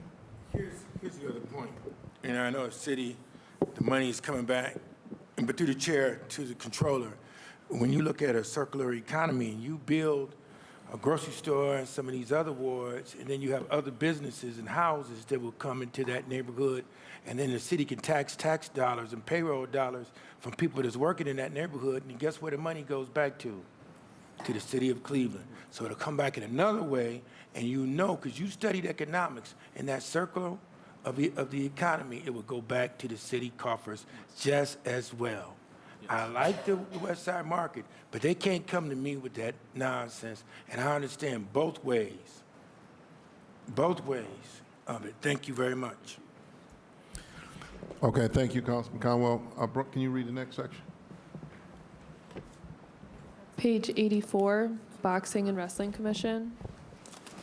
Page 85, Salaries and Wages. 2024 unaudited, 1,382. 2025 budgeted, 27,464. Total expenditures, 2024 unaudited, 1,656. 2025 budgeted, 31,722. Number of employees, December 2024, 0. Budgeted 2025, 3. Mr. Chairman. Commission to be on. Thank you, Brooke. The Boxing Commission on page 85, we got an increase in salaries and wages. Why do we have an increase in salaries and wages from 2024 to 2025? So to the chair, the chairman of the commission passed away in 2024, and there's currently no staff outstanding. So that's why the amount was so low in 2024. And in 2025, we're budgeting for 3 board members. You say 3 board members? To the chair, that's correct. Okay, so he passed away in 2024? To the chair, that's correct. The beginning of 2024 is my understanding. So there was no board members at all? To the chair, that's correct, to the best of my knowledge. So who officiates these, all of the events that the boxing participants, like on page 384, you had 95 events in 2024, and you have 14 boxing instructors. Who officiates all of that?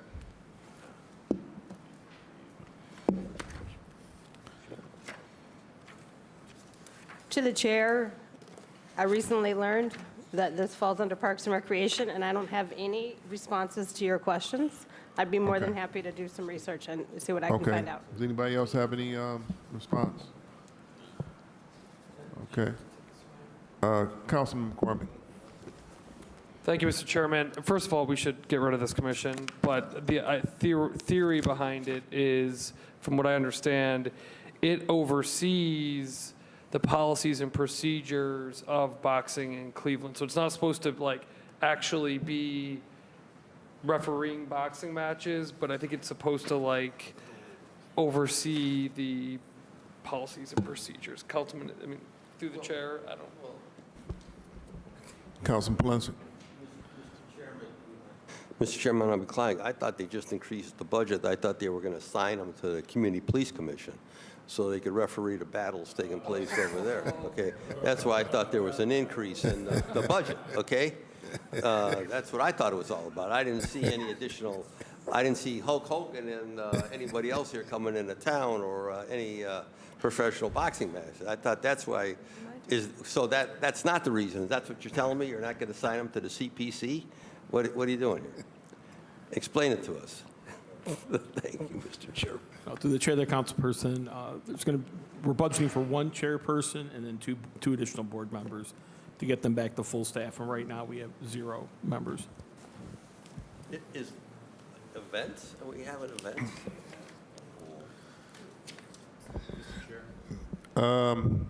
Okay, so we budgeting for hospitalization, all of that stuff, and we're going to get all those folks, huh? We're going to get those folks. What's that? All right, Councilman Harsh.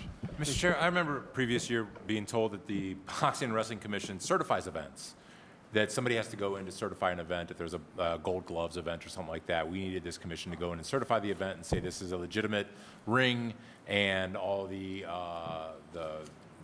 measurements are correct and all of that jazz. It's my understanding that that's why this exists, and if we don't have those events, then we don't need this, but if we have those events, then we do.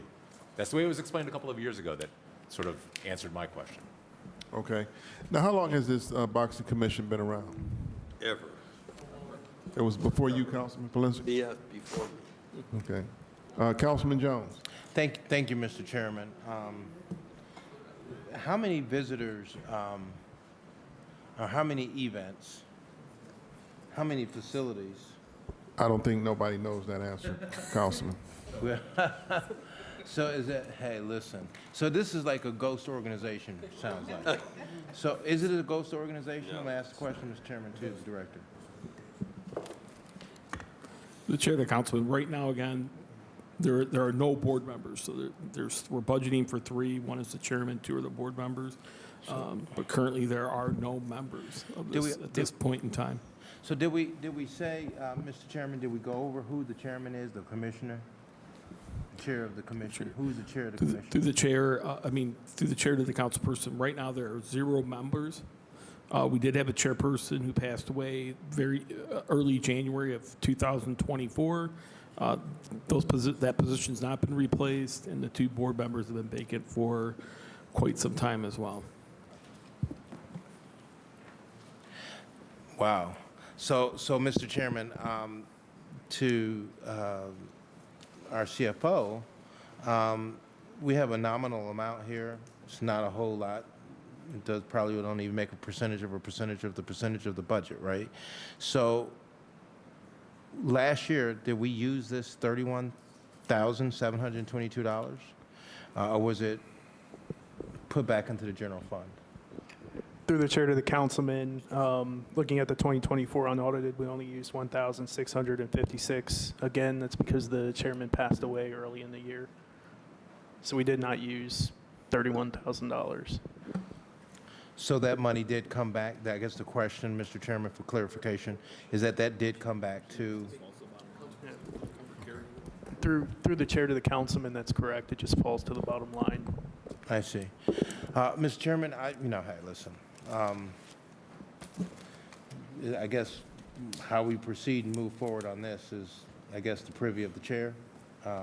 If it's allocated to hopefully pick back up and do some of the work that it's supposed to do, Mr. Chairman, as relates to amateur boxing and wrestling competitions throughout the city of Cleveland. I'm certainly for being able to have programs that empower our young people. Is there, when we did operational review on this, Mr. Chairman, did we go over the reasons why we've been like MIA on this particular one? Councilman Jones, I don't think we have any information on this boxing commission. Okay, so we never did any kind of operational review here? Not to my knowledge. I see. So then, Mr. Chairman, I just don't see no usage. Unless the administration is saying that there's usage here. I know that previously, Mr. Chairman, the previous director was gung-ho on this piece, and we talked about that way back when. So and I guess the question would be for the director, what's your thoughts on this?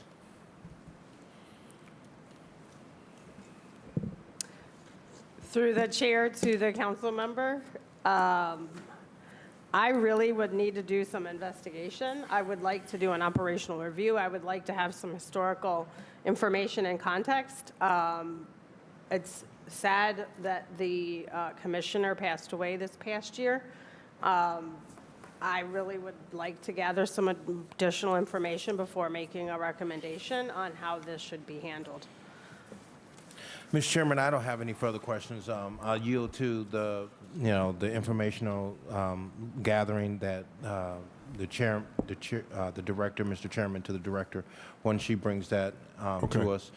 Do you know, Mr. Chairman, I know to the director, I know you're very busy. I know this certainly is not a priority, but do you have maybe a general idea when we will probably have something on this? Through the chair to the councilman, I can certainly prioritize this during this week. I will work with some of the support staff to see what information I can come up with. I probably want to look back and see a 10-year period of operations for this commission. I think it's important to see pre-pandemic as well as post-pandemic. It could be that there was some lost footing during the pandemic, and so now we don't know a lot of information. No further questions, Mr. Chairman. Thank you, Councilman Jones. Okay, and I'm going to turn the gavel over to Councilman Kerry McCormick. Thank you. At the direction of the council president, I will be taking the next couple items. Brooke, please read. I have something to say. I'm sorry? About the boxing. Oh, okay, go ahead. Yeah, I'm sorry, Chairman. You didn't hear me, Chairman. I just want to say to the point of boxing and wrestling. Now, you know we have the boxing and wrestling match at Zama George.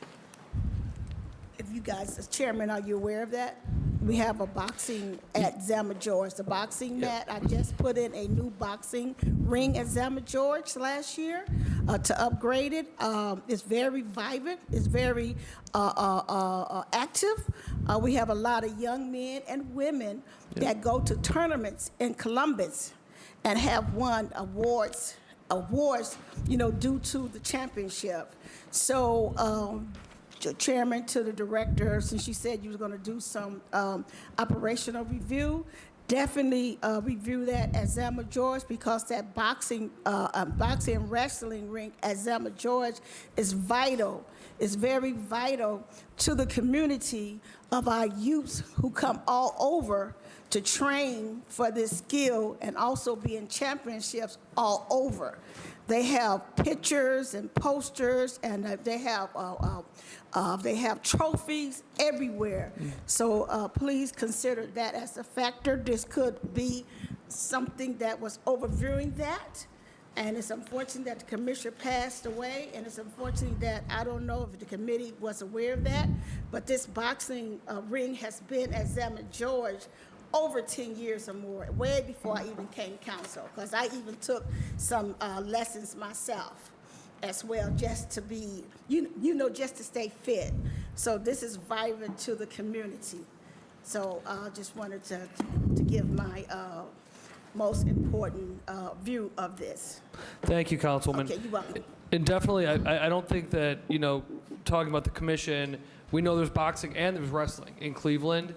Not a question of whether those are great. Absolutely. I think the question is what role does the commission play interacting with those, right? And On that From what I point- understood in previous years, it was more of the shows and professional, not the recreational. But Councilman. Yes, Council McCormick, Earl B. Turner, which is in Gulfton Ward 2, in my ward, also has a boxing Yep. ring. So we have activity in that one. Yep. Thank you, Mr. Chairman. Absolutely, and wrestling as well. So obviously, we wouldn't want to do anything to impact those recreational services. So, okay, to our staff, can you please read Department of Innovation and Technology? Page 172, Department of Innovation and Technology. Chief Technology Officer Stephanie Wernet. Thank you, Director. Page 174, Salaries and Wages. 2024 unaudited, $5,490,658. 2025 budgeted, $7,273,687. Page 175, total expenditures, 2024 unaudited, $19,944,577. 2025 budgeted, $26,696,513. Page 177, number of employees December 2024, 78. Budgeted 2025, 97, Mr. Chairman. Thank you so much. All right, Chief, Director, do you have any opening comments? I do not. All right, so why don't we start with the explanation of the increase in headcount?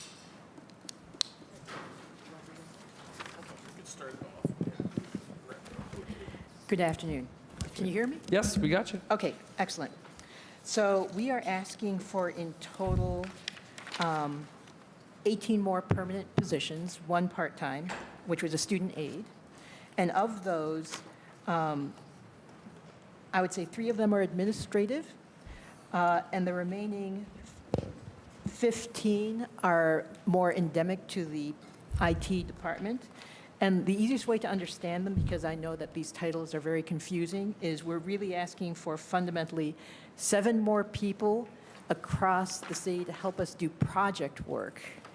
And then 8 people specifically to be technical folks, geeks, guys who can actually write code or configure VoIP switches and do detailed kinds of work. And then of the 3 administrative positions, one of them is the still unfilled director of 311 position, and 2 of them are for accounting.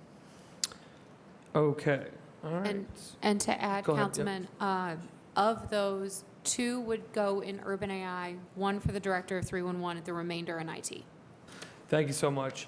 And then the, for under maintenance contracts, the unaudited in 24 is 2.15. It's going down for the budget. Is there a reason for that? A dip in maintenance contracts on page 175 under maintenance contracts. There's actually a dip. Why are we? This one here. Was there a larger expenditure? I'm going to let, unless finance wants to talk to that, I'll have Deputy Commissioner Farinack talk to that. Okay. Hi there. Good afternoon. And pull this mic close to you, the microphone. Oh, sure. Yeah, of so course. folks Thank can hear you. Thank I you. thought I'm loud enough. Thank Oh, you. thank you. Actually, that is, if you see the amount for the next line for computer hardware, our maintenance has been increased, and that is as a result of combining the public safety maintenance cost to ours. So the line 1 has been decreased, and it has been added to line, line 2, which two. is the hardware maintenance. Got it. Thank you. That makes sense. I just, thinking about updating the city systems and what happened last year. Like, why are we not investing less in this world? So that's good to know. All right, moving to questions. I've got Councilman Mike Plensick. Just for a point of order, I'm going to do 10 minutes per person. If you would like to get back on the list, you can do that. But I'm announcing that publicly. We are moving to 10 minutes a person to start. Councilman Plensick. Thank you, Mr. Chairman. So to whoever can answer, so your main source of revenue is from departmental charges, correct? Who can answer that? The chair to the council person. For the IT budget, this is Yeah. a general fund entity. Right, but what I'm saying, I'm looking, their budget is they have expense of 26 million, correct? On page 175? Correct. Yes, through the chair, that's correct. Okay. So what, so where are you physically located at? Where's this operation physically located? Through the chair to the councilman, at 205 West St. Clair. Okay, so then, okay, 205 West St. Clair. So then, 205 St. Clair, that's First Energy? Your power service is First Energy? That's a city building. It is a city building, through the chair to the Then why councilman. aren't we utilizing Cleveland Public Power at that building?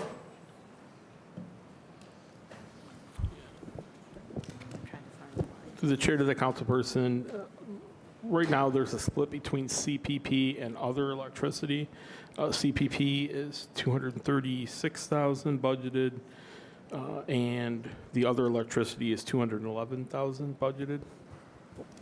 I'm just trying, I'm trying to, I see CPP $294. That's why I don't know what, unless there's a mistake here. Whoops, I'm in the wrong line. Okay. Sorry, I was looking at the steam line. I know. I apologize. So I'm going to make the request through the chair. Why isn't this building on Cleveland Public Power? It was my understanding when we went in there, that was part of the arrangement that was going to be on Cleveland Public Power.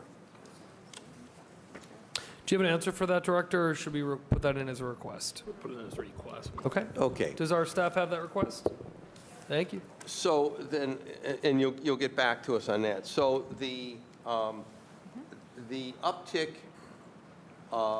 in staff, go back on page 177. Where's the greatest increase in staff? What is that linked to? Chief? Through the chair to the councilman, again, the breakdown is 7 people to do project work and 8 people to do technical work, and I apologize if I'm not answering your question correctly. Okay. If you could please ask it maybe Well, a could you different way. tell us what projects are going to, that's what I don't understand. We've hired all these additional people. What are they doing? Understood. Through the chair to the councilman, thank you. That clarifies it. We're bringing on board a number of new systems and large expanded systems. And, for example, Workday is coming on board. Motorola Premier One is coming on board for safety. We have Acela, which is drastically expanding its footprint. All these projects, in order to keep them working once they're live, it requires those project people to get them live, and then it requires the technical people to keep it running after it's up.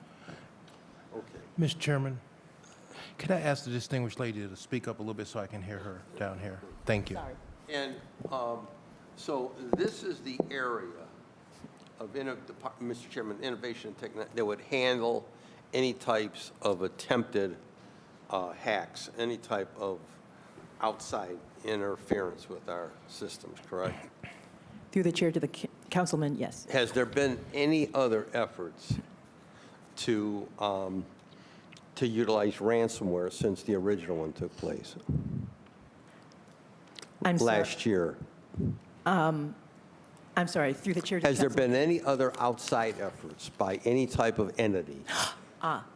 Yes, through the chair to the councilman, yes, there have been. We have them as contractors also. We have contractors and software that we brought on board to do that. To help us if anyone attempts to interface with any of our systems, correct? Yes, correct. Okay. The head count that I gave you, sir, Yes.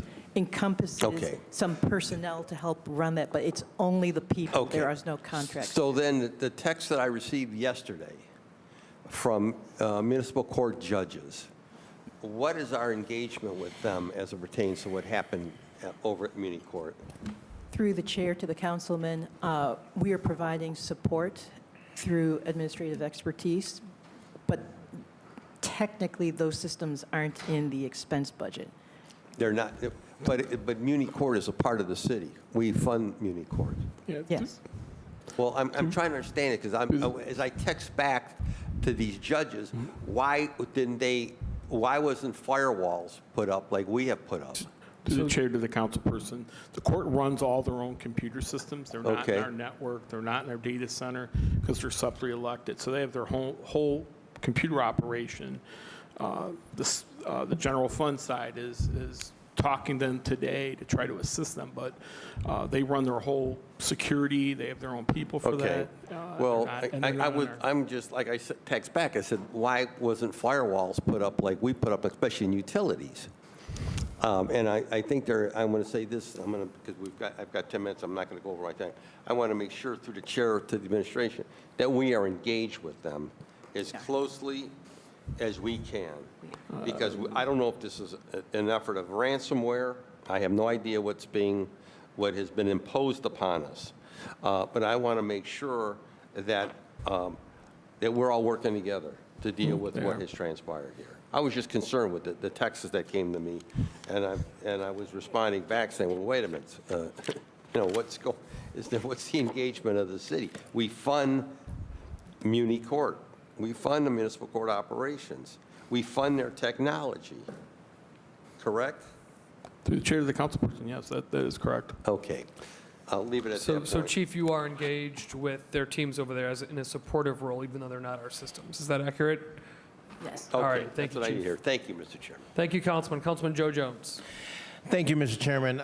Just wanted to just point out a couple of things that I saw here in the budget and just need to have a little bit more of, and I'm not sure if we talked about it.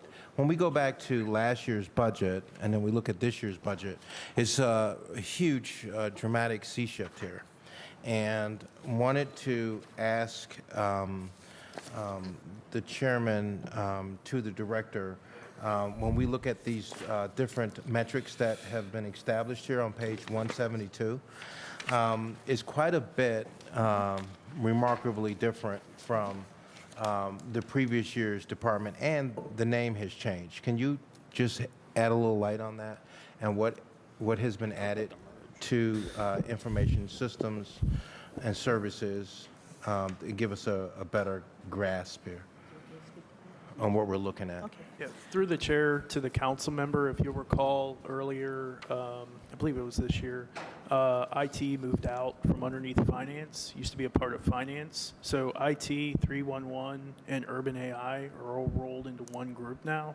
So that's why they have their own section of the budget, and why you see some changes in the metrics and the numbers this year.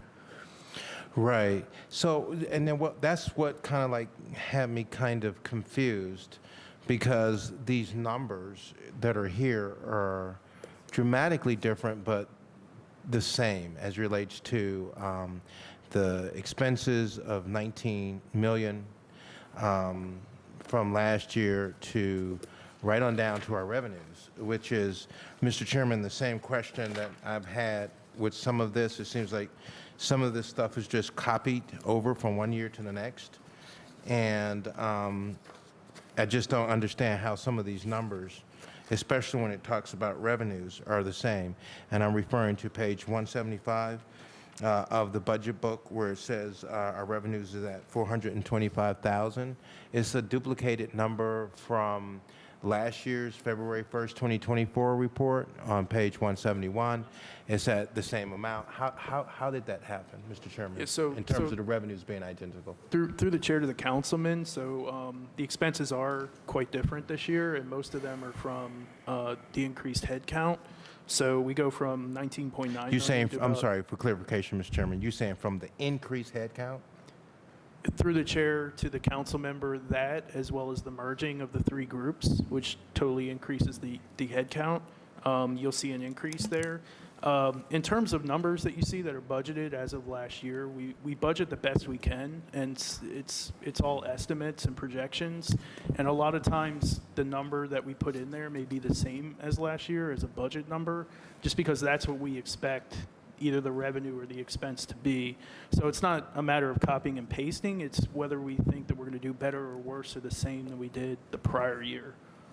So just for clarification, you're saying, Mr. Chairman, to the CFO, that it's not an issue of pasting, but it's just a number put in there as a ways and means of projection of what it might potentially be? Through the chair to the councilman, are you referring to the 425,000 in the revenues? Yes, Mr. Chairman, to the distinguished lady. Through the chair, that's what they collect from CCA for their space at 205. Okay, so that's like a general number that's used year in and year out, the same, okay. And then, Mr. Chairman, to the Department of Innovation, you talked a little bit about I guess, guarding or safeguarding our data, and this is a part of our computer systems that have been added to this whole piece. And I know my colleague touched on it.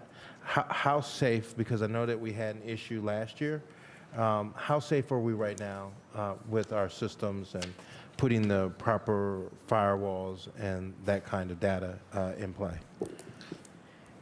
Through the chair to the councilman, we are doing our best, of course, after the events of last year, and we continue to work very hard on it.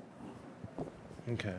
And then, Mr. Chairman, so you're saying you're doing your best, and you hope, I would presume, that you have something in place to, because, normally when it happens to one system, government, it comes back over and it happens again. So that's the reason why the question. So you think that you are where you need to be safeguarded at this point, Mr. Chairman, to the director? Through the chair to the councilman, we are doing our best to be aggressively protected. The challenge is that this is actually a form of warfare, and the attackers are evolving continually. So we evolve continually also in an attempt to defend ourselves. Thank you, Mr. Chairman. And then to, Mr. Chairman, to the distinguished lady, Mrs. Marnett, is that correct? What is and how much did we pay for last year's situation? Where would that be found here in the budget? How much did it cost us for that incident? I don't believe. Didn't we have a ransom, Mr. Chairman? I don't believe How did we so. get our information No, back? I don't think we did. To the chair of the councilperson, we didn't pay a ransom. We had to rebuild a few computers. We had some hardware costs. We had some downtime, so we had some opportunity costs because we were down about a week or so. But by and large, knock on wood, it was not that costly. But we had replaced about 15 computers because we could not get them back up to standard. I will also add that in this budget, some of the headcount increase is for security. So we have additional security officers, also some of the other expenses below the line are for additional monitoring, additional tools to continually evolve, to continually try to make sure that we don't get penetrated again. But the people that do this, they're good at what they do, unfortunately, and they constantly change their methods. So we got to continually also change our methods, change our monitoring, and I think IT is doing a great job doing that right now. And this budget reflects some increases in those areas, personnel and below the line as well, to accommodate that. Mr. Chairman, I've had a chance to meet our Chief Technology Officer a couple of times. I have found her to be very impressive in terms of putting together this entire program. It's a big package ask and a significant increase to this. And just to make sure that I'm hearing this correctly, from last year's situation, we've just more or less had to rebuild some of our systems, and that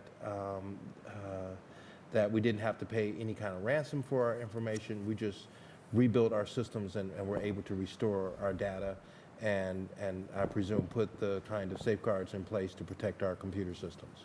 Is that what I'm hearing, Mr. Chairman, from Chief Technology Officer Stephanie Warnett? Through the chair to the councilman, yes. And then, Mr. Chairman, I want to move to page 172. On 172, it talks about the number of departments that are that is using the power of analytics. Do we have? Can you tell us, or do you have a sheet or spreadsheet of the number of departments that you're fundamentally working on currently, Mr. Chairman, to Mrs. Elizabeth Crowe. Through the chair to the councilman, we can provide that spreadsheet to you. The short answer is we're working across the entirety of City Hall. I see. And Mr. Chairman, I will say that, you know, out of all the time I've been here in the city of Cleveland, this has been the first time that we've had a real fundamental system like this in place, and it certainly is needed for improving the productions of our departments. You know, unfortunately, we were holed out, and half of our employees went south from 2008 all the way up until about maybe currently where we're now starting to add people back onto the payrolls. It would be this department and its impact, and just even having the opportunity as an elected official to go to Mrs. Elizabeth Crowe's sessions to talk about the need or how we could improve services is something that had never happened before during the period of time I've been in government, and the whole past probably 14 years now, 15 years in total. So I just want to say, Mr. Chairman, you guys keep up the great work. I think that it's really important to streamline processes, see who's working, what can be done better. But more important, Mr. Chairman, how do we improve the services impacting the citizens of the city and improving their quality of life through improving these departments? I think this is critical work, and I support it wholeheartedly. I have no further questions, Mr. Chairman, and I yield the floor to you. Right on time, Councilman. Councilwoman Jenny Spencer. Listen, that was pretty amazing. Okay, this has been a great discussion this afternoon. I would like to ask a few questions focusing more on 311. So through the chair, looking at page 172 with the output metrics, I would just sort of as a recommendation for next year, I think it would be really helpful to have some output metrics specifically related to 311, knowing that it was new last year, but I think questions like how many user accounts have been created would be very informational to council. We've all put a lot of faith and hope in this new system and that citizens will be using it, so it would be really helpful to examine growth of 311 over time and have that discussion. I wanted to clarify item number 3 and item number 7 on page 172 are called help desk tickets. They're not exactly the same number, so I don't know if that was an unintentional repeat or if one was related to internal help desk and the other related to 311. But either way, I don't know if either of those are related to 311. So that's a brief question through the chair. Through the chair to the councilwoman, I believe that these are, I know that line number 7 is the internal help desk tickets being done for the general fund. I would have to double check on line 3, but I think that's the help desk tickets for the safety, because we haven't yet completely integrated the two help desks together. But I can check that and get back to you if you No, want. it's okay. But basically, these are internal for city employees, internally generated. Yes. Okay.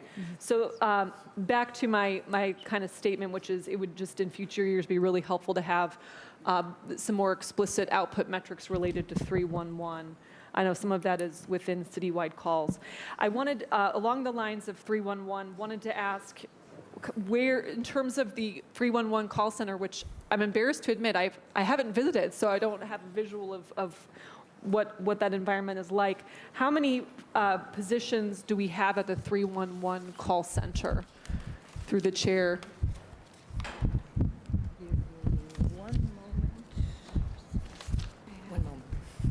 Do you have it? Found it. Through the chair to the councilwoman, we have 9 people answering the phones and then administrative staff on top of that. And can you indicate through the chair where that's reflected on the staffing, which positions those are? Through the chair to the councilwoman, it was put in telecom, so it's actually on page 392. 392? Yes. Okay. And in the future, would those positions remain in telecom, or would those be reflected in Department of Innovation and Technology through the chair? Through the chair to the councilwoman, this is just a arbitrary split, if you like, financially speaking. It's all still under one department, so you actually want to total both of them together to get the complete picture. And Got it. Okay, thank you. And then are the 9 citizen support specialists also responsible for the 311 requests generated through the website, or are they only responsible for the phone calls through the chair? Through the chair to the councilwoman, they handle both phone calls and requests through the website. And so it's our understanding that as of now, that is an adequate staffing level, and that's the steady state, if you will, of the staffing level. Through the chair to the councilwoman, at this moment, yes. Okay, thank you. And then one other question would be integration between 311 and 211. I cannot remember exactly sort of the hours of 311 and at what point, if someone called 311, they would actually reach 211. Notwithstanding that, it seems like there's a contractual relationship with 211. Where is that contractual relationship with 211 reflected in the budget through the chair?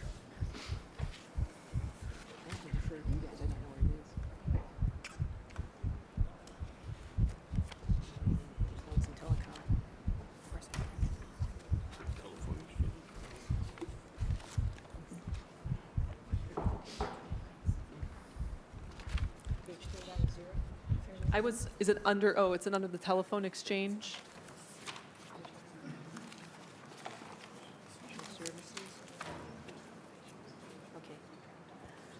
Through the chair to the councilwoman, we believe it's on page 390. Under contractual services is the first line, professional services. Okay, so That's our current belief. according to this, the contractual relationship with 211 would have begun last year? And it's continuing budgeted this year at $283,000 through the chair? Through the chair to the councilwoman, it began in 2023. 2023. The 2023 actual was $6,000, but I'm sure, yeah, got it. I just think that bears noting that we are essentially paying 211 $283,000 a year to take calls on, I think it's evenings and weekends. Is that correct, through the chair? Through the chair to the councilwoman, evenings, weekends, and whenever City Hall is closed for federal holidays or cold days. And is one last question on that, is it's sort of a seamless interface in terms of if a call comes in through 211, how does it get translated into the city's system, if you will, through the chair? Yeah, so through the chair to the councilwoman, the United Way 211 logs into our 311 software system to record calls and interactions in that system. We also have configured the telephones so that they know, the 211 knows the call is coming from the city, and they answer as if they are answering on behalf of the city. So it's seamless to a resident. Thank you. So my last question would be, is that a 24/7 service? Through to the chair to the councilwoman, yes, it is. Okay. Thank you. All Thank- right. That's it. Thank you, Councilwoman. Thank you. Appreciate that. Any additional questions on innovation and technology? Yeah, Councilwoman? Thank you, Chair. You know, I'm a big fan of 311, and the 311 Day is coming up because it'll be March 11th, right? 311. Yes. So go by their offices at 205 St. Clair. They do manage a lot. I have a couple of questions. This is ticky-tacky, but there's 2 line items under the metrics for help desk tickets, service requests supported, and they have slightly different numbers. Could you just account for the differences there? Chief? Chair to the councilwoman, line 7 is the help desks for the general fund tickets. And line 3 is the help desk tickets for our internal safety group. We had not yet integrated the 2 help desks yet. Next time we see you, hopefully that'll be a single number. Sorry. Thank you. I think one of my colleagues already asked that, so I apologize for doubling us down. No problem. If I may add, through the chair to the council in general, 311 did actually physically move out of 205 in the last 3 months. Oh. It is now sharing the 5th floor with Urban AI in the Erie Tower. And we did that in part because the sound deadening is much more conducive to them doing their activities over there. Great. Well, I'm excited to view their new offices. I hadn't even realized. Then I realize that we've been making some substantial upgrades to the 311 technology, so I'm guessing that the line items I'm going to look at, which are computer software under materials and supplies, going up to 419,000 from a low of 36,000. And then the increase in computer software maintenance up to over 6 million. Could you talk a little bit about those increases as it relates to the technological investments in your department? Through the chair to the councilwoman, could you just tell us what page number you're on? I apologize. I'm on page 175. Thank you. 175. Under materials and supplies.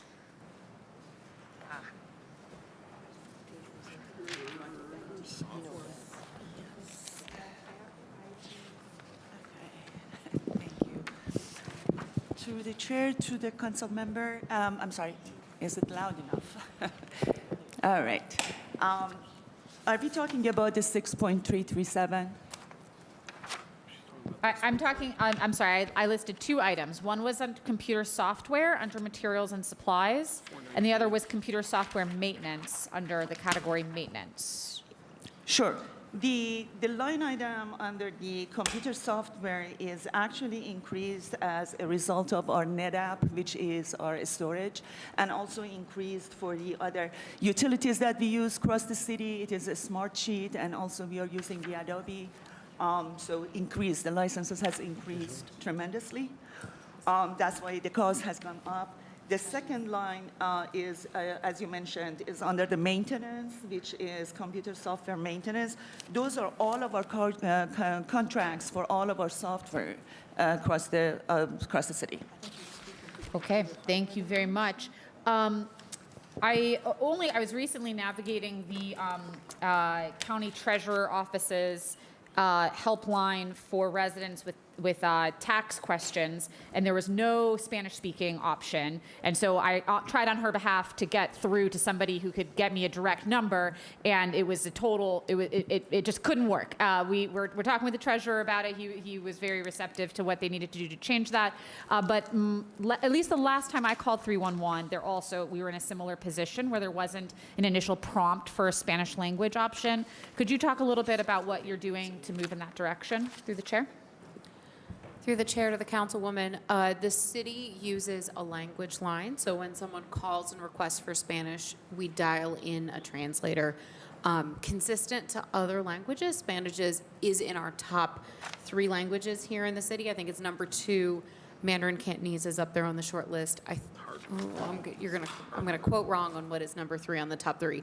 But they are all similar. We do not, unfortunately, have anyone in the call center today who is a native Spanish speaker. That is something that we are working on, but it is not something that we have solved just yet. Got it. And I know you change the prompts often, kind of saying like, it was a holiday, the trash waste collection's been delayed a day. Have we ever updated that to have a Spanish language message saying, we can offer you Spanish language. If you stay on the line, we can connect in a translator. Anything like that to kind of give people the sense it's an option. Through the chair to the councilwoman, we have not, but we can. That's fairly straightforward for us to do. I'll take that back. Okay. Thank you. Yeah, absolutely. Only I was, recently figuring this out on another call, so it was helpful to know. I think outside of this, when we get into operational stuff, I'm a huge advocate for 311 and mostly just want it to work, want all the different systems to be on it. I want our health complaints to work through 311. But also, I think we get so many calls as council members, and I actually think the only people in the city who kind of get a comparable sense of the types of calls we get are these 311 call takers.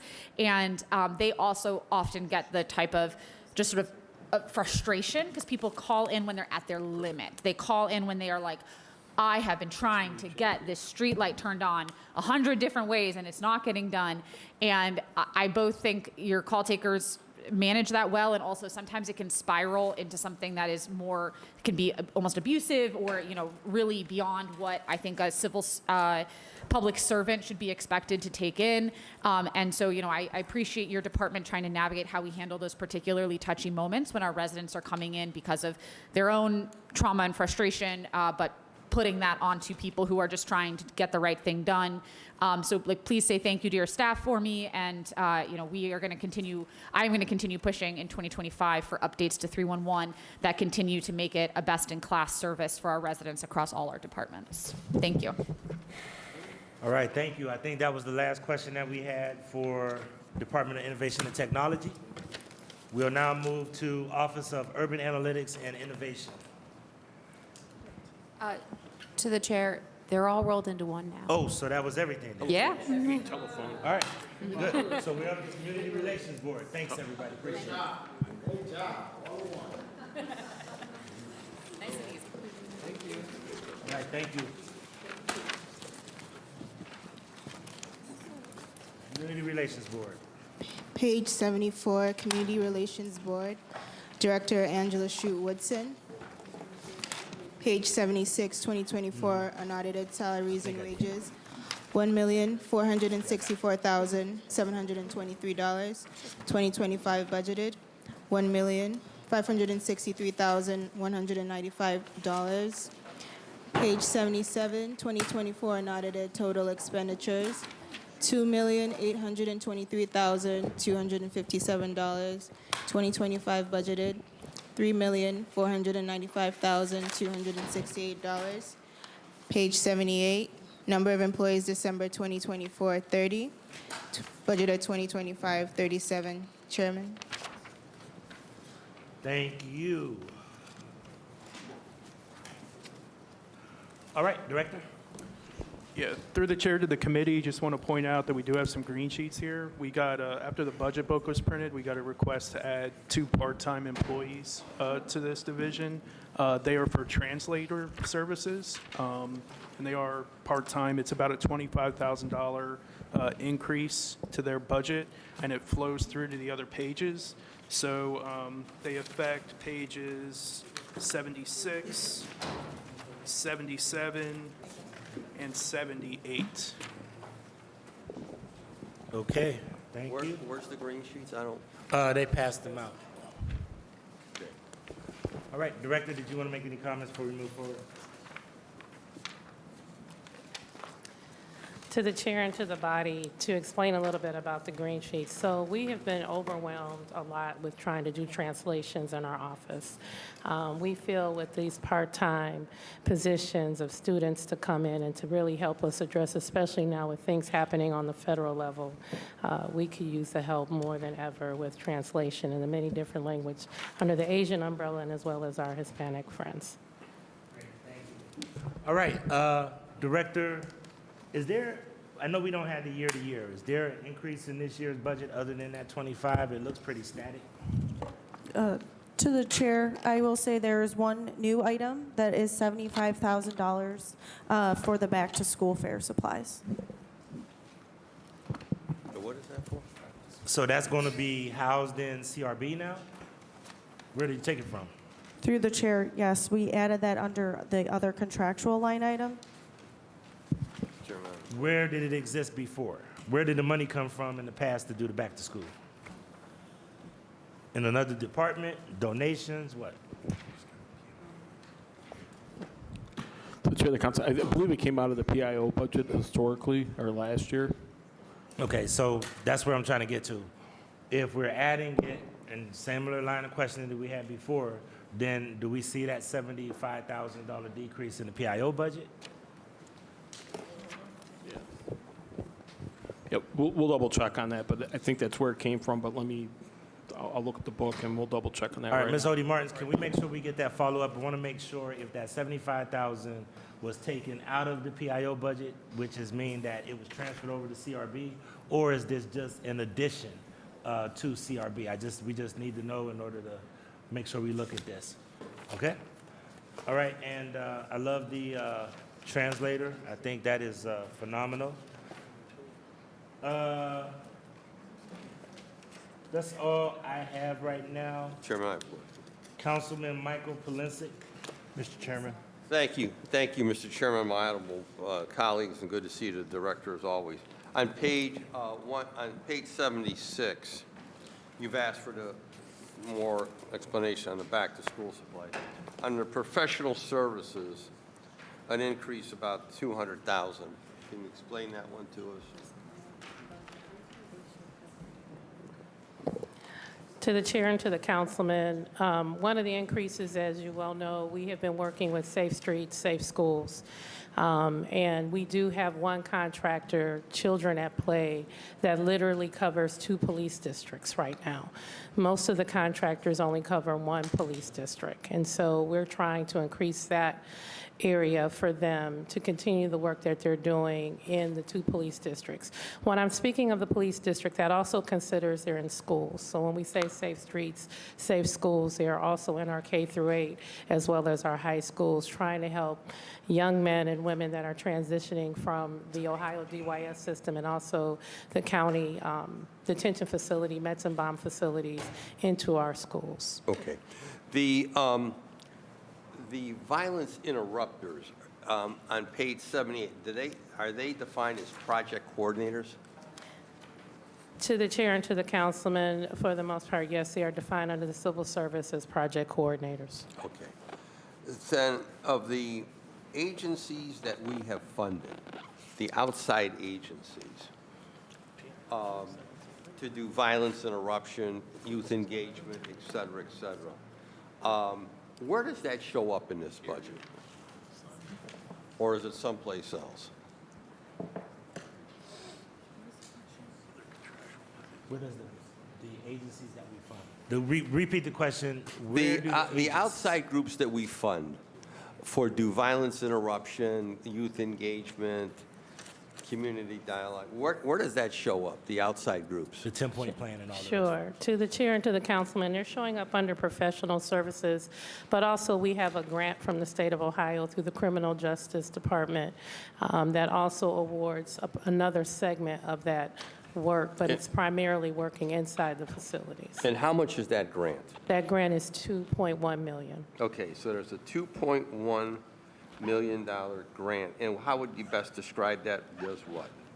To the chair and to the councilman, that grant is really to address those young men and women that are in our Ohio DYS facilities, as well as our Cuyahoga County juvenile detention facilities, and navigating their families and them coming back into communities. So it's not just addressing school, but it's also trying to connect them with resources as far as mental health, because a lot of them end up getting diagnosed while they're on the inside, and also navigating them to a workforce to make sure that they're gaining employment or some type of workforce skills, trades, and what have you. Okay, so then on the groups that we have funded, do we have anyone internally that monitors them to see what they're doing? To the chair and to the councilman, yes, we do. We Who's do that? get real-time data. Jackie Simmons is the manager. We get real-time, day-to-day online forms that they are to fill out daily as far as how they service us in the schools, as far as our hot spots and being in actual neighborhoods. When I say hot spots, I'm speaking of gas stations, also our corner stores and so forth. They are to report back to us as well. Okay. And within that, we just hired a data analysis. She literally just started last month that is helping us build a better matrix so we can do a larger presentation to this body. So that would be under administrative manager, or what would that, where would that position fall? On page 78. To the chair and to the councilman, just to be clear, are you talking about the person who turns in the data? He's an administrative manager. Administrative manager. And who is that? It's Jackie Simmons. Okay, so he would also monitor the violence interrupters? To the chair and to the councilman, yes. Okay. So what I need to find out, I'm going to ask through the chair, I need to know who's working the northeast side of the city, the 5th district, northeast side of the city.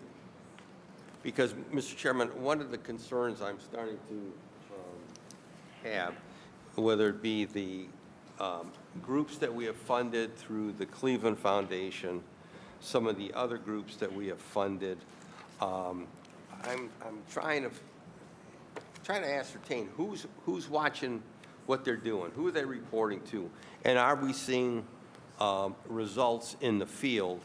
Because I don't want to have to find out someday in the near future that some of these groups who receive city funding, that they just haven't done what they're supposed to be doing. So I want to make sure that, that we are really monitoring these groups that we have funded with city dollars. I can't stress that enough, but if I can, through the chair, I want to know who's working the northeast side of the city, specifically in the 5th District. That would be very helpful to me. And then the last question I have, where does that 2.1 show up, that 2.1 million? Through the chair to the councilman, that's a grant, so that's not in this budget. But where is it? It's got to be somewhere. Through the chair, it's a non-annually appropriated fund, so it's not in the operations. It's Fund 15. But it's there. But okay. But in this, within all our documents here, here's a $2.1 million grant, and you're telling us that there is nowhere in this budget that 2.1 shows up at. Through the chair, that's correct. This is just annually appropriate operations. Okay. Then where do all the other grants show up at that we receive? To the chair, the councilperson, unless there's very few grants that are actually in the general fund. You'll find a few like in police, the cops grant, but most of our grants aren't in the operations. They're in a separate special fund.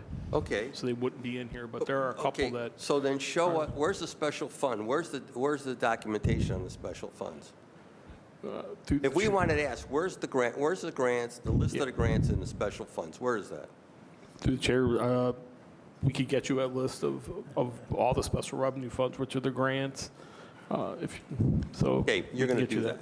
Sure. You're going to do that. No problem. Because when we talk about we're not just talking about general operation in the city and the enterprise account. I want to know what each department is getting in outside funds and how they're being utilized. So here's again 2.1 million that's going to be working on juvenile engagement. Is that the best way for me to describe it?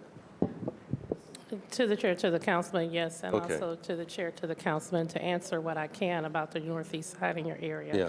ICONS has been the contracted organization through our department to assist in schools K through Yes. 8, and as well as hotspots in your Okay, area. so you'll get that for me, and then you'll get us the entire, to the chair, and to all members, you're going to get us a list of all these grants that we're receiving that don't show up on the magical mystery general fund list, correct? Through the chair, yeah, we can run a report out of the accounting system. Okay, Mr. Chairman, the staff may hear that request? Okay, thank you, Mr. Chairman. Thank you. All right, thank you. Councilwoman Jasmine Santana. Thank you, Mr. Chair. Through the chair to the director, I'm glad to hear that you hire some interpreters or hiring. They're not on board yet, right? Through the chair. To the chair, to the councilwoman, not yet. 25,000, you're hiring two, one Asian, one for bilingual services. To the councilman, to the chair, yes, we're hiring two, one Asian and one Hispanic. In the Asian umbrella, we're kind of looking for some multi-languages as well, because we know it goes beyond just Mandarin. So we're hoping that they speak at least a second or a third language student-wise. Got it, thank you. What, through the chair to the director, what school are they coming from? Are these college students or high school? To the chair, to the councilwoman, we are advertising presently at universities throughout the city. Hopefully, we can gain some students that are interested. Got it. Through the chair, are they certified interpreters and translators, or are they To the just chair, studying to it? the councilwoman, we're hoping that they are studying language. But it would be nice if they're actually from that actual culture, because we're also hoping they can go in the community and help host a couple of focus groups as far as what can we do better, making sure these constituent groups understand the services available here within city government. Got it. I love that idea. Now, what I do worry about is that interpreter and translators should be certified. If they say one word that is incorrect, we could be held liable. So I'm not sure who is going to oversee these students. To the chair, to the councilwoman, we're still working that out, but I am taking note of that, and we'll also see if we can. I know my budget is low, so I understand what you're saying about certified, and the more I keep putting certified before a job description requires the salary, of course, to be more attractive, but we are trying to explore how we can meet that criteria as well. Got it. Mr. Chair, and I'll just tell my colleagues, and I say this every year, I end up overseeing bilingual services all across our county. Like, I can't do that anymore. I don't understand why we can't have an interpretation or translation department. Like, we are there, we need it. We need to hire, we need to have a budget for a full-time interpreter and translator. I should not be interpreting my own stuff and translating. When you ask every department, just even like 311, as Councilwoman Moore asked, they might have someone to press 3 and get Spanish, but then you don't have a bilingual worker. I'm literally asking this time for my 7th year. We really need to step up our game and get some bilingual staff in here. I cannot do that no longer. So while I appreciate the students, and I love it, you're thinking outside the box, Director, and I really appreciate that. We really need to hire a full-time interpreter and translator that could do the services all across our city. So if we could add that, and maybe that would be a request that I will be asking to be added to the budget. On my second point, second district, we know that they have a translation line, but once again, I am going to second district to interpret for my residents. That is a sad situation. And so I'm not sure if someone, I know Michael was in that role, he retired, congratulations to him. I'm curious, through the chair to the director, what is the plan to hire someone bilingual that could do neighborhood conflicts and just interpretation at second district? To the chair and to the councilwoman, of course, we do rely on our liaisons to assist the district reps with that as well. Luis Gonzalez, we hope, will be taking over that position in the district to also assist with that. But we do agree we have to explore deeper, because as your district is growing, first district police area is growing as well as we're knowing portions on the east side is starting to grow with Hispanic populations. So to have some of these interpreters to be helpful, we have been fortunate to have some police officers that do speak bilingual that have been helpful to us in these arenas. But we do take very note and very seriously the growing of the diverse cultures in our city, and that we do need to eventually address having someone permanent. Yeah, and does Louis, through the chair to director, does Louis speak Spanish? To the chair, to the councilwoman, he does. Oh, he does? Okay, good. And I would just kind of end with this.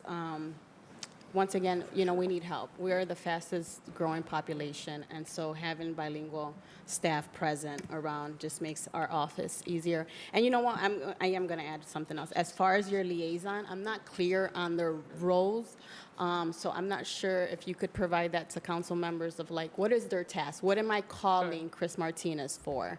I know he does some wonderful events, but outside of that, how could he help our office? Sure. So to the chair and to the councilwoman and to the rest of the body, the liaisons really are there to help as much as possible, not just celebration of the events, but also to help you in community with pockets where you do have language barriers or these different cultures. They're supposed to be building trust, to be that subway for either the directors and other departments to you all as council people, to gain their trust to come to your meetings, to learn your role and what and how to work more in harmony, if that makes sense, to everybody at the table. So they're clear of what your offices are there to help them with. Often we're learning these constituents groups do not understand the role of a council person, let alone do they understand why would they come to a police district meeting. And this is the area since I've been director that I know we have to improve upon because we have too many pockets of cultural groups that still are very disconnected to everything here that's available to them in City Hall. Thank you, Director. Are you? Thank you. Councilwoman Moore? Thank you very much. Well, first of all, you know, I am so grateful for your staff, like Mr. Paris and Mr. McDonald, who is nearing his retirement date, correct? When does Mr. McDonald leave us in the second district? To the chair and to the councilwoman in the body, Mr. McDonald's final day is this Friday. Oh my gosh. Well, I know your team has celebrated him in many ways, and we will celebrate his just like long, incredible work as well. I wanted to take a bit of time to get some insight from you about the amazing work that's also done by your Asian liaison, the Hispanic liaison, and the faith liaison. Could you talk a little bit about those positions, Director? Sure. To the chair, to the councilwoman, as I've shared, all three liaisons are very much a trusted agent or to build trust within these different constituent groups. And it's promoting the events and the heritage of these different constituent groups, but more so making sure they're connecting to services within city government, and as well as connecting the council people to these constituent groups as much as possible, and helping district reps navigate if there's language barriers. Thank you so much. And we have so many communities that are struggling in this new world we're in. In addition to the Hispanic communities and the Asian communities, we also have the LGBT community. If we could find money in the budget for a full-time LGBT liaison director, would you be comfortable with that person being housed at the Community Relations Board? To the chair, to the councilwoman, absolutely, because of the climate that we're in. We get numbers of complaints as well as intimidation, ethnic and cultural intimidation in that constituent group that concerns us a lot. So it would be very, very helpful to us. We do have a representative that sits on our board, and she and I talk about this very often of what can we do to start addressing it, because the district reps are starting to notice within their complaints that this is becoming one where they're not just getting along and disagreeing with their neighbor. It's becoming also they're getting intimidated. They're coming home and they're finding unnecessary languages either spray painted on their garage doors till their mailboxes being knocked off, to just being block of their apron so they can't even get in. So the harassment is unnecessary, and so we do recognize we have to address it a little bit deeper. Thank you very much, Director. I appreciate your support, and I hope that can be a way to build off of the incredible work that your team is already doing. Thank you. Thank you, Councilman Joe Jones. Thank you, Mr. Chairman. To the Director, on page number 74, I see your output metrics. I'm not sure if this does the justice that, I know that your people are out there doing. And I know that in this budget, you're saying you're going to hire someone else to come in here and really give the real general overall perspective of what it is that you do. And I do know, Mr. Chairman, to the Director, that everywhere I go, I see your people, I see you out there. I don't know how you keep up with all the work that you do, especially on the weekends. So, certainly this council person is appreciative of the work that you do above and beyond. But I want you to at least elaborate a little bit about and kind of like bring these numbers to life. And the issues that are happening from wards 1 through 8 that is not happening pretty much anywhere else in the city. To the chair, to the councilman, this is just basically a quick snapshot. I think what would work, and I do appreciate Councilman Polenzek as the chair of safety, he has offered opportunities for us to present, and maybe we're due to do another deep dive presentation on everything, because we have kind of increased our tracking mechanisms.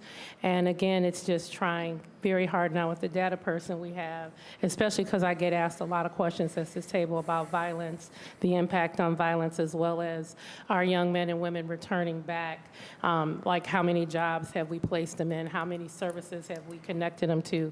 And I think we do need an opportunity to give you a bigger overview. I do that in my Community Relation Board meetings with my board, which some of my board, I thank them who are behind me today, a few of them, that I get to do that at that table to present them more in depth, kind of a detailed schematic of everything that we touch each month and what that looks like.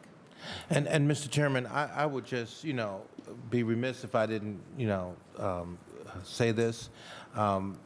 There's so much happening in our neighborhoods and our communities, and just to have the extra people there to assist with disruption of what's going on.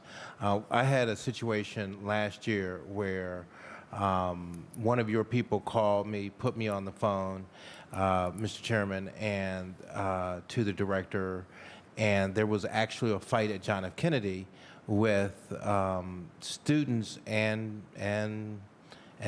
parents, and it had gotten pretty bad. It was like almost 30 people fighting, and the police officer had the car there, and while the person was saying the police was not getting out of the vehicle, the two police officers that were in the vehicle didn't do anything while the fight was just going on.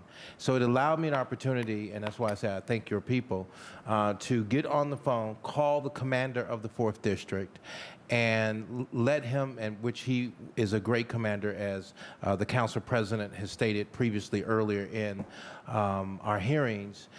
He got right onto the police officers and asked them why they were just sitting in the car and doing nothing, and made them get out to disrupt what was actually happening in our communities. I know that you work predominantly all over the city of Cleveland, but the issues that we're having with young people in these wards, 1 through 8 at least, maybe 9, that I'm aware of, and maybe add 10 onto that, is a huge number. And in some areas of the city of Cleveland, they're not experiencing, unfortunately, what we're experiencing. And what I'm getting at the end of the day is when we look at your budget and we look at the numbers of people that you have here, and we know that this, we talked about the additional grant. Do we have any other funds coming in to assist you with some kind of program expansion to assist us? And I'm going to say this too, Mr. Chairman. It's a shame that public relations or community relations have turned into what it is and morphed over the years to what it is. But we are appreciative of what you do. So is there any other grants coming in? Are you happy with this budget? This council here appreciates what you do. How can we help you serve our citizens and protect them? To the chair, to the councilman, first of all, thank you for your support, and thank you to all of you all for your support that you've given us. To answer that question, we do have 2 grants. We have, like I shared, the state grant that we have from the Criminal Justice Division to help us with our youth as far as returning home from facilities. And we also have a grant from Cuyahoga County Juvenile Court to help with youth diversion to address the numbers of youth that are first-time, low-level offenders. Could we use more money? Yes. I won't sit here and say or deny we can't use more money. I think across the board you would hear that from every director at the table for us to better serve our citizens. Do we understand the climate we're in right now and today? Yes, we understand the climate we're in today, and therefore we are pushing ourselves to look at private philanthropic avenues and grants to try to assist us in delivering better service. And I can't expel upon enough how we're very clear that's what we just might have to do in order to be able to carry out the services we need to carry out. But I think with as little budget as we have a joke inside of my office, with just a little bit of money, we try to make, as much as possible come out of it. We try to give $1 million service if we can. And so that's the dedicated men and women that you have in community relations. And Mr. Chairman, I really appreciate the comments from the director. And just point of personal privilege, want to just recognize, Mr. Chairman, 2 of the most outstanding leaders in our neighborhood and have been out there for a very long time fighting and helping to work to improve the community in which we live in the city of Cleveland. I want to just recognize Roland Muhammad, who has always been a mainstay in the city of Cleveland. And then also I want to recognize Bob Render, who also has been a very outstanding citizen in our neighborhood. So I appreciate, and you leave them alone, Richard Starr. I really appreciate the work that they do, that they continue to do, and I'm appreciative that they sit on the board. And Mr. Chairman, I stand ready to help the director in any which direction she has. I yield the floor back to you. Thank you. Thank you, Councilman Richard Starr. Thank you, Council President, and thank you, CRB and Director, for coming here. As a council representative on the Community Relation Board, I am very impressed from the opportunity that Council President selected me to serve on that board. And through the time that I've been serving on this board, it's probably been going on 2 years, maybe, roughly. One of the things is you learn a lot of stuff that people do that is not necessarily entitled in their job descriptions when you're coming from a community relations board. And within my background of nonprofit, which is sometimes we got dollars, and then sometimes you don't have dollars. I just applaud the work that they do to make sure that they are working in the community. And sometimes you have people trying to do this type of work, but they are afraid to come into the community. And long before I was elected, I was able to meet Jock and his team during the wee hours of the night when a violence incident actually occurred, where it was a lot of things going on to us then, branching out in Garden Valley, hosting a males group support, working with males, and they were coming to us about solutions in the neighborhood, and they really didn't have a budget to do anything, but they were able to find out what the residents need and then connected them with career opportunities as well as training to get them certified to be able to work in different credits. So I do want to give kudos to the leadership of Director Angela Shute-Woodson for the work that she does, as well as her entire team.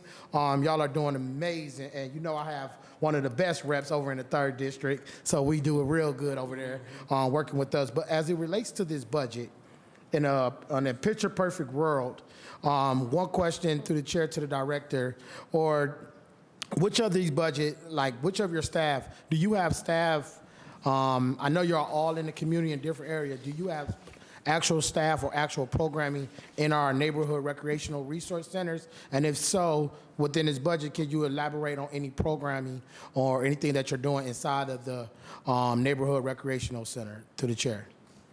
To the chair, to the councilman, as far as when it comes to our neighborhood recreation centers, we participate and partner with the rec centers on doing our 3-on-3 in the summertime.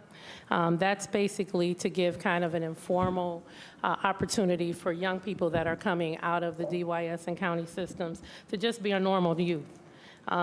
It's a way where we're there just to have fun. But it's also connecting them to some youth instead of the ones that's hanging out on the streets that kind of got them in trouble in the first place. As far as Jackie Simmons' team and the street outreach team, we do stop by the rec centers just to make sure everything is going accordingly and in order. Oftentimes we have found ourselves interrupting parental arguments. We have had that happen with some of the activities that have happened even at our parks. So we're there as kind of a backup help to help them in that way, to make sure that there isn't anybody being disorderly while there's different activities going on, especially with our intramural games and so forth. Thank you. And through the chair, to the director or to the CFO, when it's on page 76 under the line item, other training and professional dues, I was trying to look at any staff training, or do you have anything budgeted for that type of services for your staff, or is that under contractual with the professional services? To the chair. Through the chair to the council member, if you look under tuition, we have some staff development budgeted there, $20,000, as well as travel. Okay, and so that through that tuition and registration fees, that is professional services basically for training, staffing, things like that? To the chair, to the councilman, yes, that is for training. Our staff has been attending. For the first time, I was able to send our youth diversion manager and our street outreach manager to the restorative justice training. For those that work in that space, that's kind of an avenue now to teach us different ways to go about youth. And as far as going back into the area where they either committed the crime or committed the offense, but to kind of learn how in a peaceful manner. And we did have that happen this winter at Winterfest, and I had shared that story. So we hope to send more staff to that training because it was a very fulfilling training, and there's also a part 2 to that training that we hope to get them to among some other trainings in that space. Okay, and to the chair, to the director, as it relates to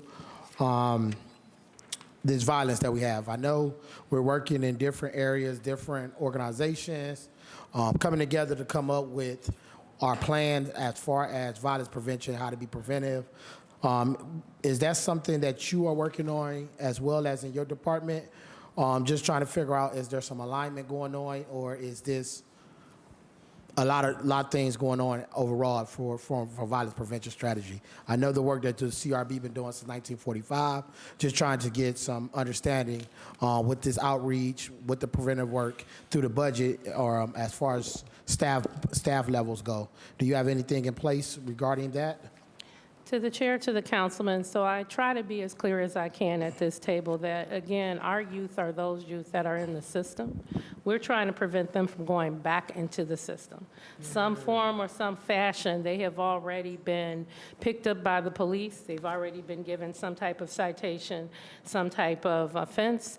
They've been appearing before either a judge or a magistrate, and we're trying to do everything humanly possible to make sure they don't go back to those ways. So that's our key area, and often we find out they are the ones hanging out late at night, still at gas stations and corner stores and what have you. They are the ones that unfortunately are scoping parking lots where there are cars and they want to break into cars. So that's kind of the avenue of youth that we focus on. We do work with our PIO department and our support specialists because we do recognize they are in the rec centers. We try our best to steer not only our youth, but mainly our families, because we are learning that most of the youth of these families do need that assistance. Thank you. And to that point, I don't know if you said this already, disregard, but as far as different grants, do you have in your budget different grants that you go after annually, whether it's from the state or some partnerships with the county that you have in this budget, or no? To the chair. To the chair, to the councilman, yes, we do. Our grant with Cuyahoga County Juvenile Court is every 2 years, so we do try to apply for that every 2 years when that comes up. The state grant was based off of ARPA funds. So that was a grant through the criminal justice system because they recognize, especially in the 3 Cs, with the violence that is going on, and also the fact that we occupy primarily their youth detention facilities is one that they offer. They know that they needed more help. Now, will that be an opportunity to reapply? We're waiting to still see, because of course, we're waiting to see what the federal government is going to do in that space, if anything at all. And then will the state try to pick it up on its own? So we're still just watching in that area. Yep, and I'll wrap up, Council President. I would just like to say thank you, Community Relations Board, for the work that you do, especially on 3rd District Rep Tiffany. She's always on cue. Prime example, dealing with an issue with Ms. Molly Durden. There's a lot of things going on with the residents, and she's Johnny on the spot whenever my office reach out. Whenever I host a meeting, she's always there, including at the 3rd District Rep meetings with the police, to make sure she hear from residents, work with them, and be able to support them as the best as she can. So I do salute that. And also to Mr. Council President, I know I am working on some different things with gun violence right now. As we speak, I've been writing different stuff up, looking to do some things legislatively that I definitely am going to lean on Community Relations Board to see how we can align to really help with this issue that we know is going on. And I would say it now openly, publicly, gun violence is a public health crisis, and I am looking to pass some legislation this season, not tomorrow, but in the next few weeks, and I definitely will be leaning on my colleagues because this is something we long overdue that we need to address, and I think working with Community Relations Board will be the great thing, and I yield, Chair. Thank you, Councilman. Councilman Kevin Conwell. So I want to say, Miguel, the young man you have working for us, I met him in the neighborhood. He had it was a shop right across the street from Bethany Baptist Church, and I would see him every time that I'm out there walking the neighborhood. And I'm going to go do some more walking with him, and he's out there in the community, so I like that a lot. Matter of fact, our council president, when he ran the community relations, people look at him, his job, he takes unfair hits to the chair, to the director. Blaine Griffin, a lot of people don't know this. When I was running the fatherhood fathers of families together. He and another guy named Eric, I forgot, what's Eric's last name? Chauncey. They were out there in the community recruiting young men and cultivating young men and getting them into rites of passage. And some of them graduated from college and they're taking care of their children. Then Angela, the director, I know you as well, because we were out in the community together. And I was so glad to see that you got that position as being a director, and you're doing a very, very good job because you understand the way. And you were helping out in the neighborhood. Matter of fact, for free, man, just helping to help people out. So people don't know that. I hear some of your people that's working for you, and they talk with me about things. I'm like, Angela been doing this forever, man, for decades, working in the community. You would help me with the job fairs and the food drives and fatherhood piece and the whole 9 yards. So I was so glad to see you there. Matter of fact, Council President Blaine Griffin, you know how I used to stop in and see you? I do her the same way, don't I? Just unannounced, Angie, we got to do this, we got to do that to help people out. And she's right there helping people, which I'm very, very proud. That's why when I look at you, I smile. But let me say this through the chair. And you know how to do it, breaking barriers down so people can get jobs, so that people can have opportunities. Do you work with Earl Turner so people can get their driver's license back and break down barriers to employment? Because a lot of times when as you know, you break down their barriers to employment, they can get employment on their own. It's just those kind of things, knocking the felonies out or cleaning up the misdemeanors, and then they can do what they have to do. Through the chair to the councilman, so yes, we do. And we also have we meet with the juvenile courts, prosecutors, as well as the public defender on a regular basis. Right. We do work with our clerk when he has his in the neighborhood events, but also we get people that, we have young men and women that get let out sometimes before those events, so we're trying to help them right away. In addition, as we work with our support specialists and PIO to help navigate them to other benefits, because we're learning a lot of them are old enough to have SNAP. They're 18 years old, and we're realizing that food component, they could use the help. So we try to navigate them as well as to our county services through the directors over there in Health and Human Services to help us out also. Do you have a resource sheet or a resource guide that you can give to people? Through the chair, through the councilman, we're currently working on that because we realize everybody could probably use that about where to go. And so we're starting to build that. And I think what really woke us up was one of our DYS returnees into Garrett Morgan, where he didn't even have his birth certificate, so he could get his ID. And unfortunately, he didn't even know he needed that to get his ID. So we're like basic things like that. We probably do need to start putting one-pagers so young people understand what it is do you need just to get a state ID. Yeah, I would work with Earl also. I wouldn't reinvent the wheel through the chair to the director, because, you know, he's looking to help people get their driver's license back and see what else that he might need, that we need, because it's us working together for the good of the whole.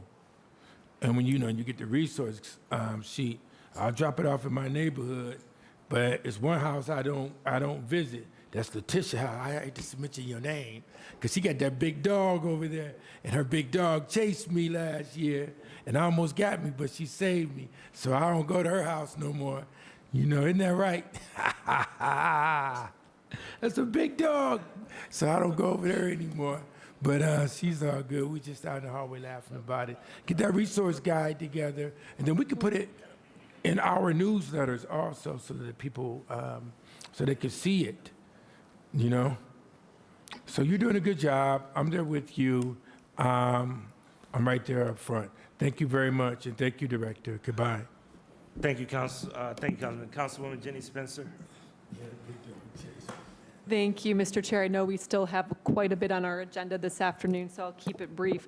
And this has been great discussion, so I won't repeat anything, I hope, that's said. I simply wanted to revisit on page 76, the professional services line item. Was a breakdown of that line item already provided for what those professional services items are through the chair? Sorry if I missed it. If I recall, that was a request that Councilman Mike Polensik asked for earlier. Okay. And I think that they said that they need to get it back to us, but it was for all of the partners like Icons, the 10-point program, and all of those folks. But to the Councilwoman's point, if we can make sure we get a breakdown for all of those. Sure. All right. I'll leave it at that. Thank you. Great discussion. Thank you. Thank you. Seeing no other questions, Councilwoman Deborah Gray. Thank you, Chair. Just want to say I don't have much to say about the budget, but I just want to say this, Chair, to the director and her amazing team. You have done great work in Ward 4. That's my budget. I see the work that they have done in Ward 4. That's the budget that I have seen and what they have done. They have done tremendous work. They have decreased a lot of the bad activity across the entire Ward 4. Some of the residents have seen it. I have seen it tremendously. I know all the places they have literally stopped the bad activity, literally stopped. Prevention is gone. And then they come back. And they are still out there decreasing the bad activity. So that's the budget that I have seen, and it's still going on with a CRB. Fantastic CRB, fantastic job, director, your team, your manager, Jock, all the other team leaders in your department. That's the budget I see, and whatever support that we need to give them, and any additional support, they earn it. They earn it without fear, because they are not scared of the neighborhoods. Boots on the ground 100%, and more than that. So that's what I have to say. Thank you, Chair, Director. Thank you, appreciate it. You know, I come from CRB, very fond of CRB. I'm glad that a couple of the board members came here to support you. I was trying to figure out why people were texting me and calling me over the weekend, and I was like, CRB is fine. I don't, what is the issue? Make sure. Yeah, and I'm like, but if, you know, they want to offer support, they want to offer support, but I was like, this is the least controversial thing that I have in front of me today. So keep up the great work, and I'm looking forward to continue to work with you. I do want to make sure we told every other department that came in here, finance director also shared this with the mayor, at some point in time between CRB, recreation, PIO, and also all of these other investments we're making in youth. We need to have a more coherent, comprehensive plan, because I think we could realize a bigger impact if we actually have a more streamlined, comprehensive plan. So we're going to be looking forward to seeing that. Anything we could do as a council, of course, you got a lot of people that deal with youth development that can be a part of that, but we really want to see some kind of alignment where we can reduce costs, be efficient, but have a tremendous impact. Okay? Thank you so much. Hey, Council President, just a question. Not a question for the team, but as they're making a transition. Sure. Just a question. Where, I believe it was Ernst & Young. That EY. The EY was supposed to be doing a kind of streamlined operations, and I believe like this Recreation Community Relations Board, PIO, was supposed to be a part of that. So have we gotten any like word as to where that was? Because I know this was a part of the conversation during last year's budget. I don't think I have gotten anything yet. That is a question that I have actually forwarded to the mayor's office earlier today. So they're supposed to be getting it back to us. Yeah, because I know people had talked about this, but I know this was at least something I believe was already contracted. And again, as we were talking about it, I asked the mayor's office this morning, so exactly we want to make sure we get that report, because that could kind of give us our roadmap, okay? Okay, thank you. Appreciate it.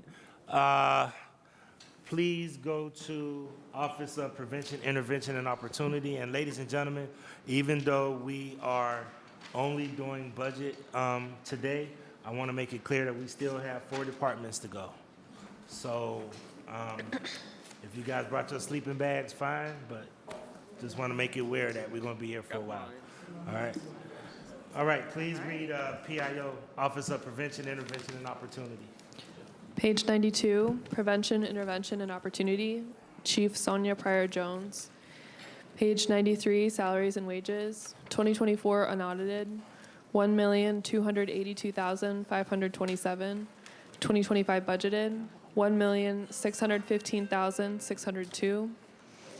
Page 94, total expenditures, 2024 unaudited, $4,939,797. 2025 budgeted, $5,774,123. Page 95, number of employees December 2024, 19. Budgeted 2025, 37. Mr. Chair. Thank you. Finance Director. Through the chair to the committee, we have no comments. We're open to questions. All right. Ms. Pryor-Jones, did you have anything? To the chair, to the committee, we are here to answer questions where we can support. Okay. And we won't repeat what we already have. We're going to do, everybody, please do not repeat it. We know we want to get the EY report. We know we want to see alignment. But I'm going to get that question out the way so that we don't have to revisit it. Okay? Please keep your questions to the budget. I've been very lenient because we don't always get some of these departments at the table. We have a 10-minute time frame. I'm trying to move us along. All right. The line item that we use to pay for many of the things at the Cleveland Foundation, that's not in here because that's a one-time grant, right? To the chair, that is correct. Okay. And I know, so nothing has changed from the original groups that we actually supported, right? To the chair, that is correct. Thank you. I know we don't have the year-to-year budgeting. However, it looks like it's a significant jump in other supplies. And I'm trying to understand why it's a significant jump in other supplies when we just heard that CRB is now going to be handling the back-to-school youth fair, and they received a $25,000 bump from your department that is now supposed to be in their budget. To the chair, a few things. We do not have the after-school event in our budget. So that is not something in our budget. To the chair also, $25,000 of an increase for other materials and supplies are for the Commission for Black Women and Girls, which our department is serving as the administrative arm to support. Okay. Thank you. Mr. Gentile, did you have a point? To the chair, to the council president, the 75,000, we found out, we got some information that was through donations last year. That's what I thought. Yes, so just So clarification, now so we're it trying to wasn't do it here. out of the general CRB. fund budget? Yes, out of the CRB. What happened to the donations? All right, never mind. We'll just go with it. It looks like in materials and supplies, there's a significant jump. I know I talked about other supplies, but materials and supplies, it looks like we're budgeting $45,000. And why is that jump, Director? Finance Director, anybody who want to answer?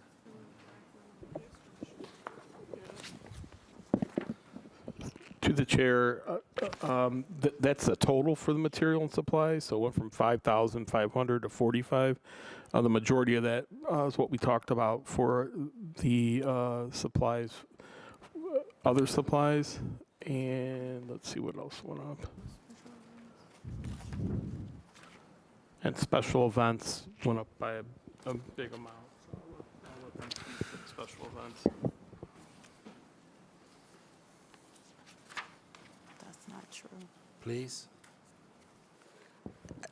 To the chair, again, the what we show here for material supplies from 2022, it was $17,762. In 2025, it's $45,000 with a difference of $27,238. The majority of that is the $25,000 available to the Commission for Black Women and Girls. Okay. All right. I have a question. Councilman Mike Polensek. Thank you, Mr. Chairman. My honorable colleagues, to the chief and to her team. On page 92, under output metrics, in section 3, number of contacts with NRC patrons residents by the S3 unit, there's been a substantial drop-off there. So if you can let us know what has transpired there, at your convenience, get it to us. I'm not going to belabor the point here at the table. You can get us that, an explanation. And then on page 93, under other contractual for the 3.1 for 2024, if we can get a breakdown of what the other contractuals were for that period of time. And then on page 95, under staffing levels, who is the executive assistant to the mayor? Is this a question I can answer? Yes. To the chair, to Councilman Polensek, that is my position. Okay, so then who's the assistant director? To the chair, that is Sherry Ellery to my left. Okay, and then farther down on the professionals, of the project directors. So we have the 21 rec centers. Do you have directors that have multiple centers, or how is that divided up? To the chair, that is correct. We have the people who are listed as project directors are social support service specialists, and they do split their time across recreation centers and a couple of other community spaces and neighborhoods where our rec centers are not seeing as many people. Okay, so if you could provide us the names and what centers or agencies there's assigned to through the chair, I certainly would appreciate that. And then let me see what else I got here. Okay, so there's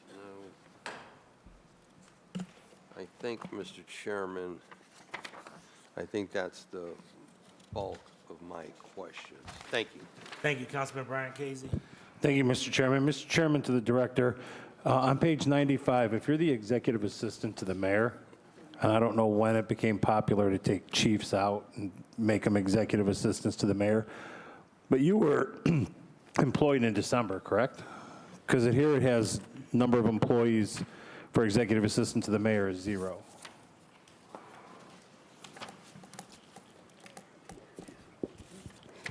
To the chair, I will ask the finance department to speak to that.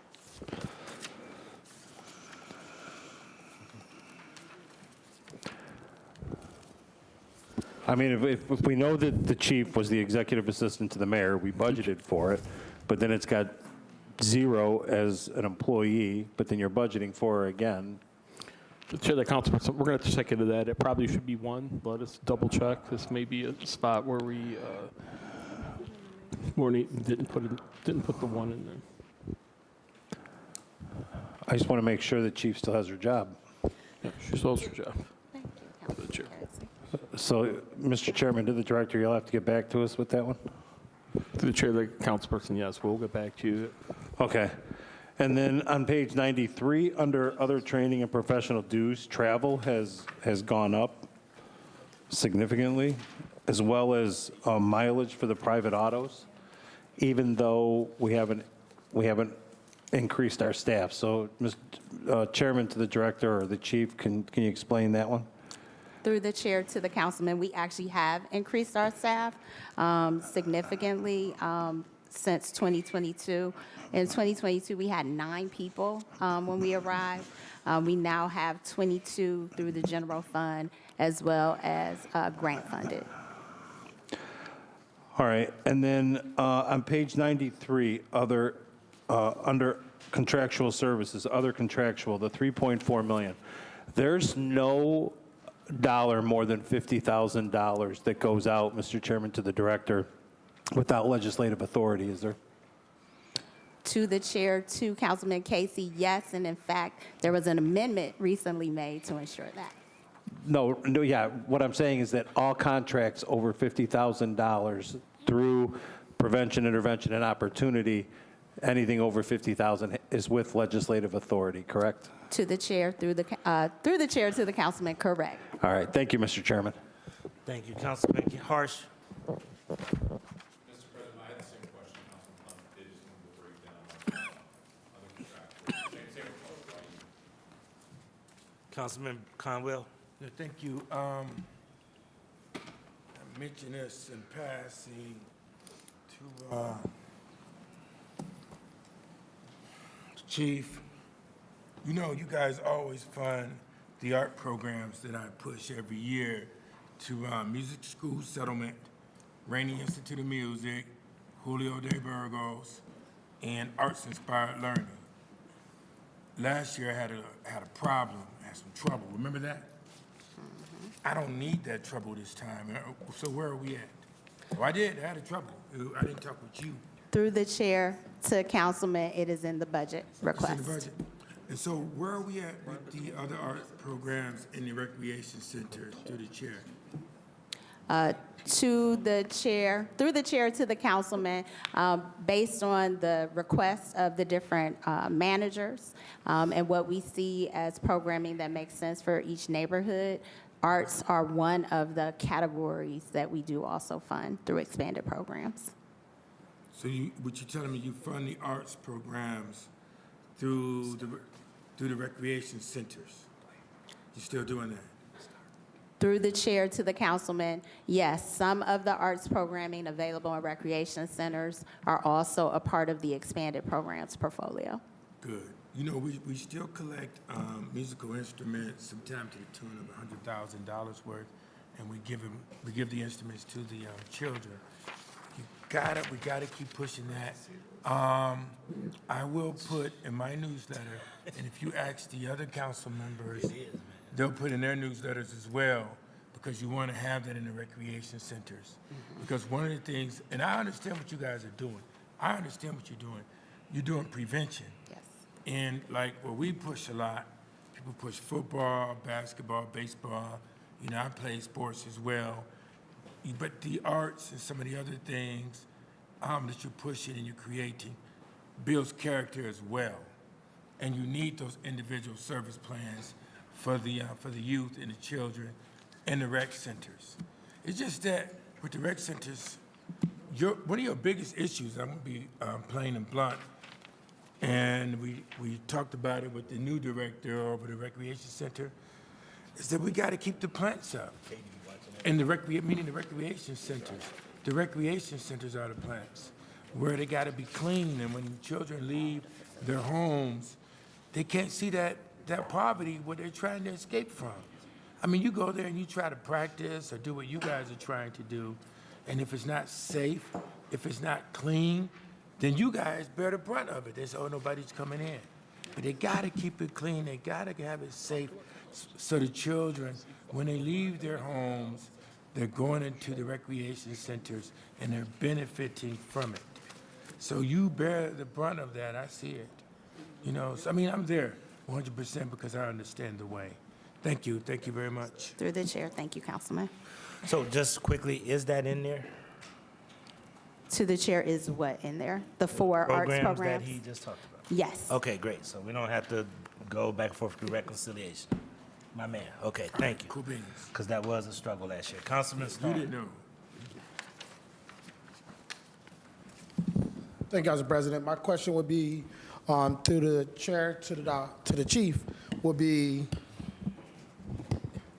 as far as the programs that you contracted out for in 2024, under the category, I see a numerous amount of programs that says either arts, health and wellness, and sports and recreation. Could you outline the reason why these programs are being contracted out of your office and not through sports, not through park and recreation? Through the chair. Through the chair to Councilman Starr, these programs have been a part of the expanded programs approach, meaning we want to make sure that we complement the programming that's already occurring in recreation with additional programs for young people who may not be attracted to organized sports and may have interest in some other areas. These programs also help fill broader gaps in our larger out-of-school time programs across the city. If we think about this, I always try to push my staff to think about this. The city of Cleveland has a little shy of 70,000 school-age children. And so when we're thinking about our work, not just in rec centers, but across our entire community, because you're taking care of all people in all wards, not people just come to rec centers, we have to be thinking about what are all the options available and where we can best fill gaps and partner with our many partners, both here, like Recreation and CRB, but also outside of our city hall departments. The reason why, thank you. The reason why I asked that is because when I look at the Department of Park and Recreation and what we outlined earlier, for them to do their services for what is actual rec program, they don't have the funding. They're under budgeted as far as how much they have available to do program. Now, I'm a big stippler that I do not support people if I'm a director or a rec manager, people just doing program in my rec and I don't have say-so on it. And I think that sometimes creates a problem where it's like program is going on and then you may have a council member or people coming in like, well, how many people are in there doing the program versus what they see versus what's being reported. So I'm wanting to look at where it says other contractual services, you're budgeting for $3.4 million. Is some of that programming could be used for parks and recreation, or is this something that's just all prevention, intervention, and opportunity programming? Through the chair. Through the chair to the councilman, the majority of that programming is programmed inside of our recreation centers. There are a few programs like the ones that Councilman Conwell just mentioned that occur outside of recreation. There are some other contracts that are more focused on crisis support and mental health services that also happen across the city. And then, of course, you're familiar with our citywide youth employment program that we do in partnership with Cuyahoga County. And so I would say the lion's share of those expanded programs are taking place in recreation centers, and they are taking place in partnership with recreation center managers. And so a document I'll pass down to you really speaks to what our process is for how we select programs from the point of RFP all the way through which programs show up in which rec centers, how our rec center managers are a part of that decision making, as well as our commissioner for recreation. Okay, thank you for this document. And through this process, do we have any type of exposure week happening inside of the recreation center before this process happened? Meaning, if you have some type of opportunities to do arts, education, health and wellness, it may be something like soccer that you want to introduce to kids for this week. They get to see what soccer look like. And then if that season, they want to add that program to that rec center, is that something similar to how the setup is for this? Or is it, because this is a lot, I haven't read this yet, or is this just general, hey, this is something we got available, do you want it or do not want it? Is that the type of process? Just asking. Through the chair to the councilman, that's a great question. And I think as much as we can, in partnership with recreation, we try to gather feedback from young people. And not only those who are in recreation centers, but young people we also want to attract to come to recreation centers.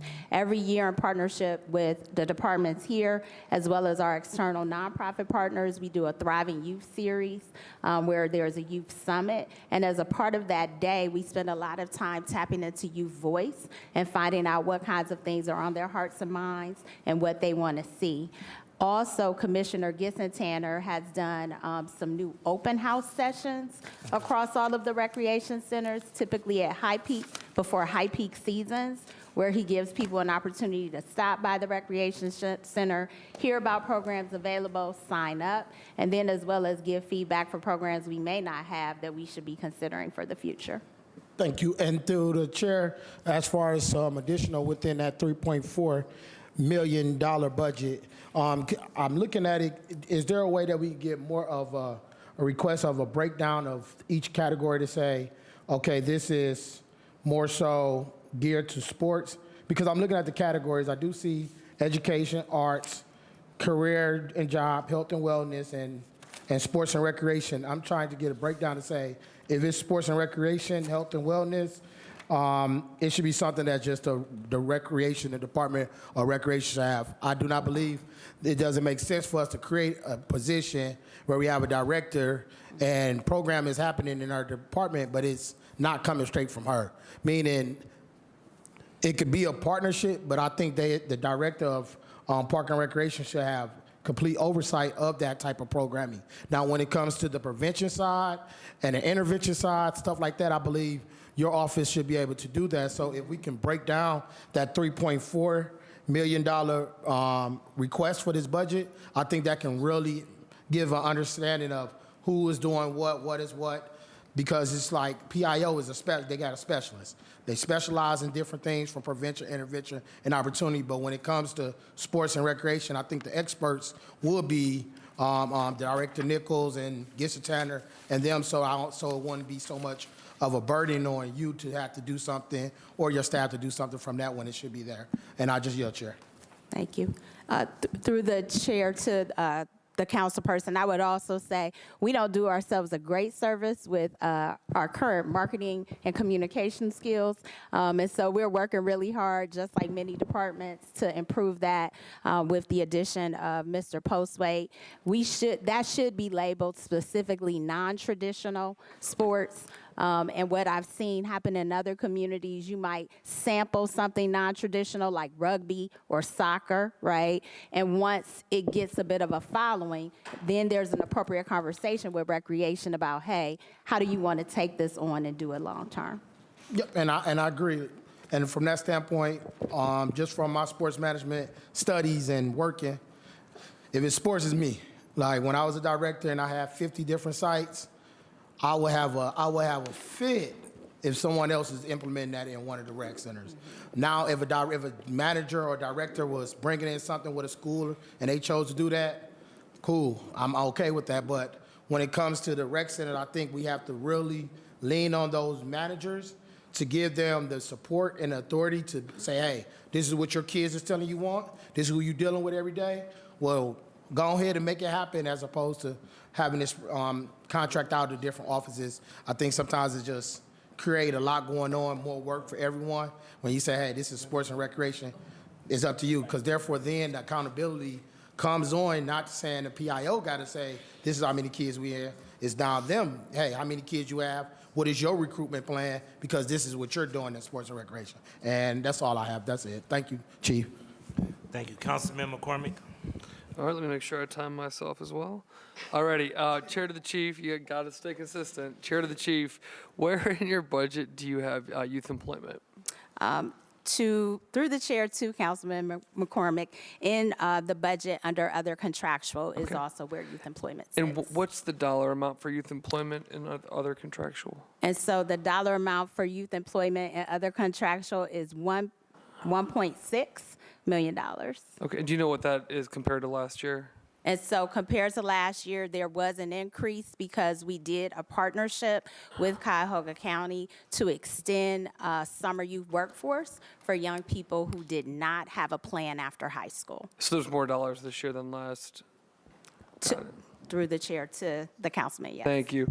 Okay, Mr. Chairman, I know we've talked about this before, and I know that Councilwoman Santana and her committee are working on this, but once again, I'll say this year that I very much support adding dollars to this category. I mean, it's like we talk about this every year, but we understand how employing our young people, getting, great, proactive jobs out there, puts money in their pocket, helps support, themselves or their family, and also gets good, work experience for them as well. So it seems to be one of the most effective things we can do to keep our young people occupied and on a positive track. So I don't know what that number is, Mr. Chairman, and I know the committee's been discussing it. I don't sit on that committee, but I would just note that I think we need to take a hard look at that number and make sure we bolster it. Again, I think it was the 8 or 9 or 9 and 10.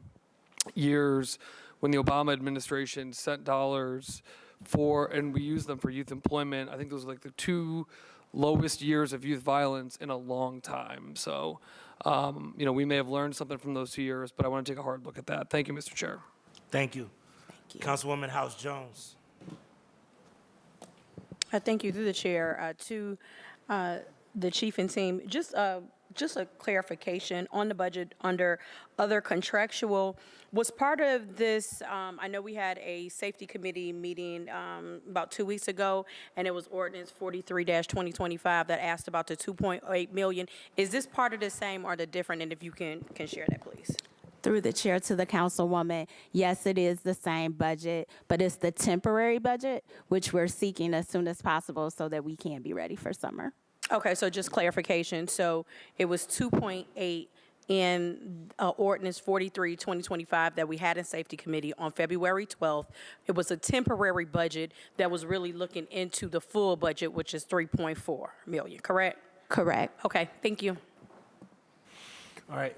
Seeing no other questions, I believe the Office of Prevention, Intervention, and Opportunity is done. Thank you. And looking forward to seeing what you guys are doing. Thank you. Thank you so much. Thank you, Thanks Chief. for the Appreciate support you. for youth employees. All right, we're moving to Office of Sustainability. Casey's not here, but I'll just keep it going. Ms. O'Keefe. Page 86, Office of Sustainability, Director Sarah O'Keefe. Page 87, Salaries and Wages, 2024 unaudited, $848,813. 2025 budgeted, $894,907. Page 88, total expenditures, 2024 unaudited, $1,357,896. 2025 budgeted, $1,503,213. Number of employees December 2024, 11. Budgeted 2025, 11. Mr. Chairman. Thank you, Director, Finance Director, and then Ms. O'Keefe. Through the chair to the committee, just one comment. So there is a green sheet for this, page 88. Originally, the staffing level, when we printed the budget books, got cut off, so we added that back. And the total division is 11? To the chair, that's correct. Okay, Ms. O'Keefe, did you have anything you wanted to say? Good evening, Council President Griffin and council members. Just thank you for the opportunity to answer questions about the 2025 proposed budget for the Office of Sustainability. In 2024, we focused on 2 fronts, largely updating our climate action plans through community engagement, departmental engagement, subject matter experts, both local and national, including universities, businesses, and nonprofits. And then secondly, we applied our expertise and collaborated across the city, community and region to bring funding for actions into those plans to be implemented. So boots on the ground dollars for sustainability and city staff to support urban forestry, composting, clean energy, clean transportation, and healthy, energy efficient buildings. And I look forward to our conversation. Thank you. Councilman Palensi. Thank you. Thank you, Mr. Chairman.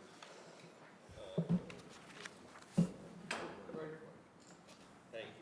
Thank you, Mr. Chairman and my colleagues, and to Director. On page 86, under output metrics, under 5B, you've indicated here that in 2024 you applied for and accepted $3.4 million in grants, but they are not expended. Could we get a list of the grants and what they were for? And where would those show up at? To the Finance Director and to Mr. Gentile. Through the chair of the councilman, because they're grants, they would not be shown here, but when we give the list of total grants. Yeah, we've asked for they'll that be- earlier. Yes, they'll be on that. We're going to get that, Mr. Chairman, we're going to get that by department and division, correct? Through the chair, I know it's listed by department. I'm not Okay. sure if it drills down by division, but Okay. definitely by But department. whatever you can provide it, but again, the what I don't understand, we received 3.4 million in grants, but none of it has been expended. So through the chair, yes, that's correct. So that $3.4 million Yes. is from the USDA for the Forest Service grant that is over to the Parks and Rec Department. Okay. So they, Director Nichols has that $3.4 million. It was before the Parks and Rec Department was created. We applied for those dollars and accepted them. Okay. So we have it physically in hand. We don't have to worry about those guys in Washington cutting it. We have it physically in hand. Through the chair, this is a reimbursement grant, so we expend and then we get reimbursed for it. Have we expended anything yet? The start date was October 1st. We've expended a small amount, and I can get that information for you as a part of Do the you know if we reporting. got what we expended? Did we get the reimbursement? I can get that information. I need to for know you. it because this is a great concern of mine. If we have grants and they're tied to Washington and we expend the monies and then we don't get reimbursement, I want to make sure, whether it be here or across the board, Mr. Chairman, to the Finance Department, I want to make sure we're being very cautious, though we're not on the hook, that these guys don't leave us high and dry. Because the way things are operating in Washington, it's like when I was a kid and I went to these fairs in my neighborhood and they spun the wheel. It all depended what it landed on with these guys in Washington. Okay? Through the chair of the councilman, I mean, if we have a signed grant agreement, it would be a lot harder for the federal government not to reimburse us. So for these, if we have a signed grant agreement, it's very unlikely that they would withhold our funds. I wouldn't say it's impossible because some people just do what they want to do at times. Well, that's become obvious. Yeah, that's become pretty obvious.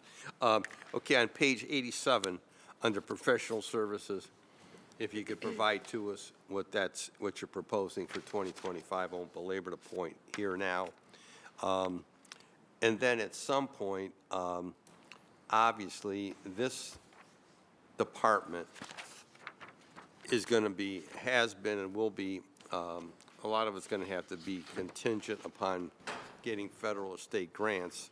And I'm hoping that the director and staff are really looking at the potential cuts that we could get.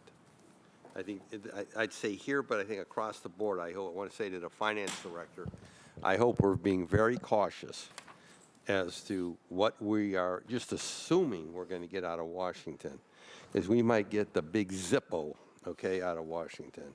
And I don't want to see us on the hook from one department, one division after another. Thank you, Mr. Chairman. Thank you. Councilman Casey. Thank you, Mr. Chairman. Mr. Chairman, to the director, I just have one question. When is the SOPEC contract up? When do we have to go back out to bid for that? Through the chair to the councilman, that is up in 2027. 27, so it's not till next year. That's correct. Thank you. Just a brief question on that, if I could. Why did we go to SOPEC? And I'm a little concerned because I'm looking at what we used to get from NOPEC. And NOPEC, to me, seems like it was a good deal. And it also, I know we had a little hiccup there, but we also used to get a tremendous amount of grants. And looking at past years and talking to past council people, that we used to get to plant trees and everything else. What made SOPEC more compelling, if I could just understand? Sure. To the chairman, the council president, we actually do still work with NOPEC on our natural gas aggregation. So they are a natural gas aggregator. SOPEC is our electricity aggregator. We did an RFP, and they were awarded the RFP because they had the best pricing for a fixed amount of time. We saved $13 million for our residents and small businesses in year one. Okay, so it was lowest, but not necessarily best. It was both. Okay, all right. That's you know that industry better than I do, so I got to trust you on that. I just struggle because I'm watching these other communities, and I ask them how are they doing all of these tree plantings and all that, and everybody says, well, NOPEC. And I'm like, well, why did we get rid of NOPEC? So, but okay, thank you. All right, Councilman Casey. Thank you, Mr. Chairman. Mr. Chairman, to the director, because we didn't go with NOPEC, do we still have access to their PACE? Through the chair, yes, we do have access to PACE. And Mr. Chairman, to the director, do we utilize that? I can give information through the chair. My understanding is we've done at least one project, or they have done one project. I'm not involved in those. They work directly with the businesses for that, but we do have access because we are a customer of the natural gas aggregation. All right, thank you. You're welcome. All right. Don't see any other questions for Director Ms. O'Keefe. Thank you so much. Thank you. Let's move to Department of Human Resources. Page 134, Department of Human Resources, Director Matthew Cole. Page 135, salaries and wages, 2024 unaudited, $2,207,081. 2025 budgeted, $2,465,238. Page 136, total expenditures, 2024 unaudited, $5,715,597. 2025 budgeted, $6,678,786. And page 137, number of employees December 2024, 29, budgeted 2025, 32. Mr. Chairman. Thank you. And just to be clear, I believe we're going to be talking about the health self-insurance fund and the prescription self-insurance fund simultaneously, right? They're not broken out into separate? Oh, they are. They're on They- page 408. So then we have to read both of those into the record? Read those in the record, then we can talk about it. Could we read those other two into the record so that we could talk about them in whole? Sure. Page 408, health self-insurance fund, total expenditures 2024 unaudited, $98,152,904. 2025 budgeted, $103,000,001. Page 409, prescription self-insurance fund, total expenditures 2024 unaudited, $22,200,082. 2025 budgeted, $25 million. Mr. Chairman. I'm sorry. 137 is the staffing, 408 is the self-insurance and prescription. Director, did you have any comments? Through the chair to the committee, no comments. We're open for questions. Okay. What did we base increases in costs for prescription and healthcare? Is it going up, or how do we anticipate those costs?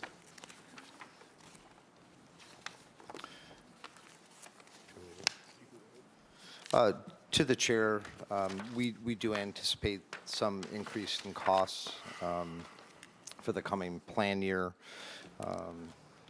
Approximately 9.4% was what we were looking at as the overall cost increase based upon what we were able to negotiate with our vendors and the claims experience. Okay. So that's what the, who handles our insurance now? Is it Osborne?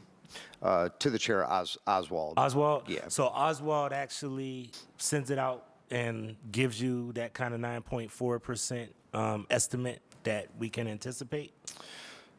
To the chair, yes. So we use them to negotiate with our providers in terms of what actually are the rates associated with the plans themselves, and then the budgeting is also associated with what we expect our claims to be on top of that for the upcoming year. Okay. And I know we went over this before, but I think it might need a refresher. I think Gentile knows this by heart. Why is the phone charges going up again? Could you just explain that to the listening public? A lot of people access that regularly. On page 136, it looks like the phone charges have gone up exponentially. Look like you're budgeting for about 17.5 this year. Through the chair to the council, through the chair, when you look at the telephone exchange's budget, what we have to do is we have to spread the amount of their expenses across these other divisions. Now, they had about from their actual expenses last year to their budgeted this year, they're up about $5 or $6 million. So that's why you see a lot of, almost all the divisions have an increased amount in telephone exchange. Okay. I think everybody get that. I didn't heard it enough the last week or two. ADA accommodations, it looks like that for the first year, you're looking at a $25,000 budget commitment for ADA. Why is that, and what is that? To the chair, thank you for the question. So we're looking to centralize all ADA accommodation requests and accommodations that are issued through central HR now. So that's only for the general government departments, so not the enterprise departments. So rather than each department have their own independent ADA budget, the ADA requests will come into central HR. We will process them, and then order whatever's necessary pursuant to the ADA accommodation, for instance, a chair or something else that's issued. So through the chair, through the director, just want to understand, was this a line item in everybody else's budget that you consolidated into one, or is this just something that was created this year? To the chair, to the best of my knowledge, something that was created. I don't believe this has been a line item in other budgets. Maybe some departments, but I know our experience, or my experience, has been a lot of times certain departments are coming to us anyhow, or they're finding the money elsewhere. Yeah, to the chair, this is a new account code, so it's broken out separately. It was buried before in other supplies, but because we want to track our ADA expenses, we created a new expense code recently, and that's why you see it here. Other than that, it used to be in other departments, divisions, and other supplies, and it wasn't broken out separately, but we want to track that now, so we have a separate code. And I forget, I don't have it in front of me, but last year the budget was about 1.8. This year it's about 2.2, if I'm not mistaken, or somewhere around there in the ballpark.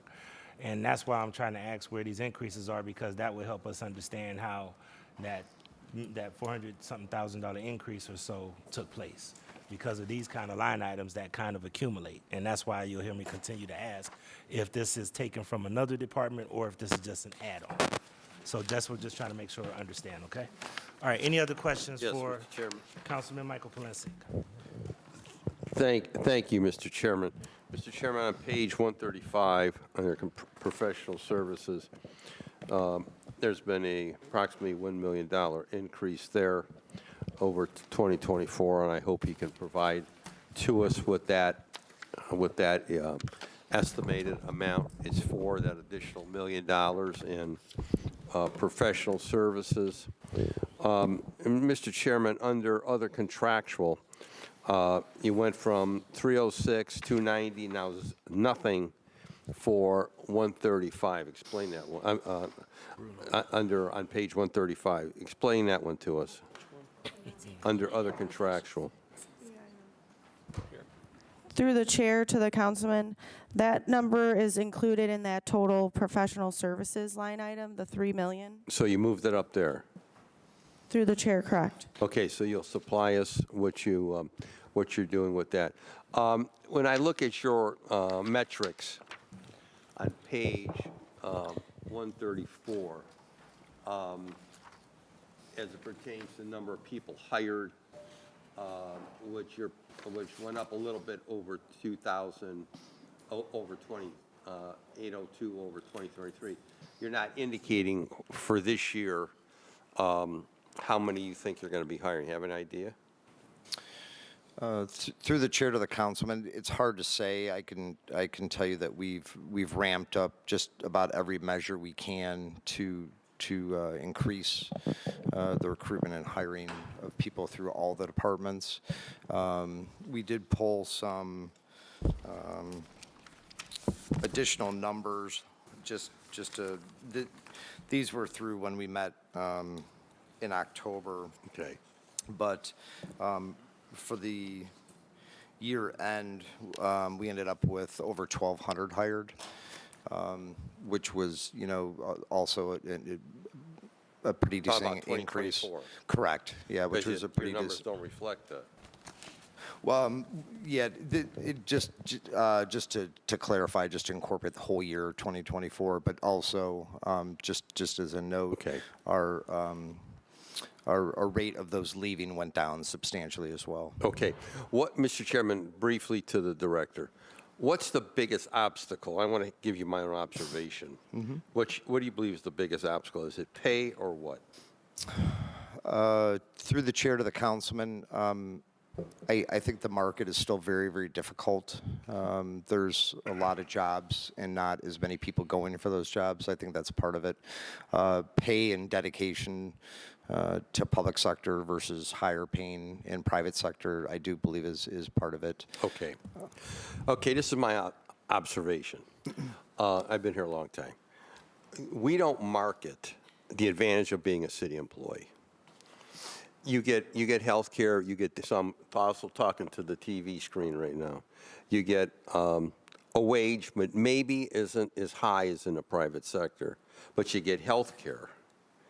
You get a better health care than you do in the private sector. You get prescription, you get dental, you have PERS, you have deferred comp if you'd like it. I don't believe we market, and I've said this into the Division of Police as well, we don't market the advantages of being a public employee versus the private sector. I know a lot of people who have nowhere near the benefits that public employees have. And when you tell them this, they say, what? I'm not aware of that, okay? I'm not aware that you get all this stuff, dental, you get 2 weeks vacation in the first year. So we do a terrible job of marketing. The other thing is that it takes too doggone long. They get hired. I mean, I want to say this again to the finance director and to you, the director of human resources.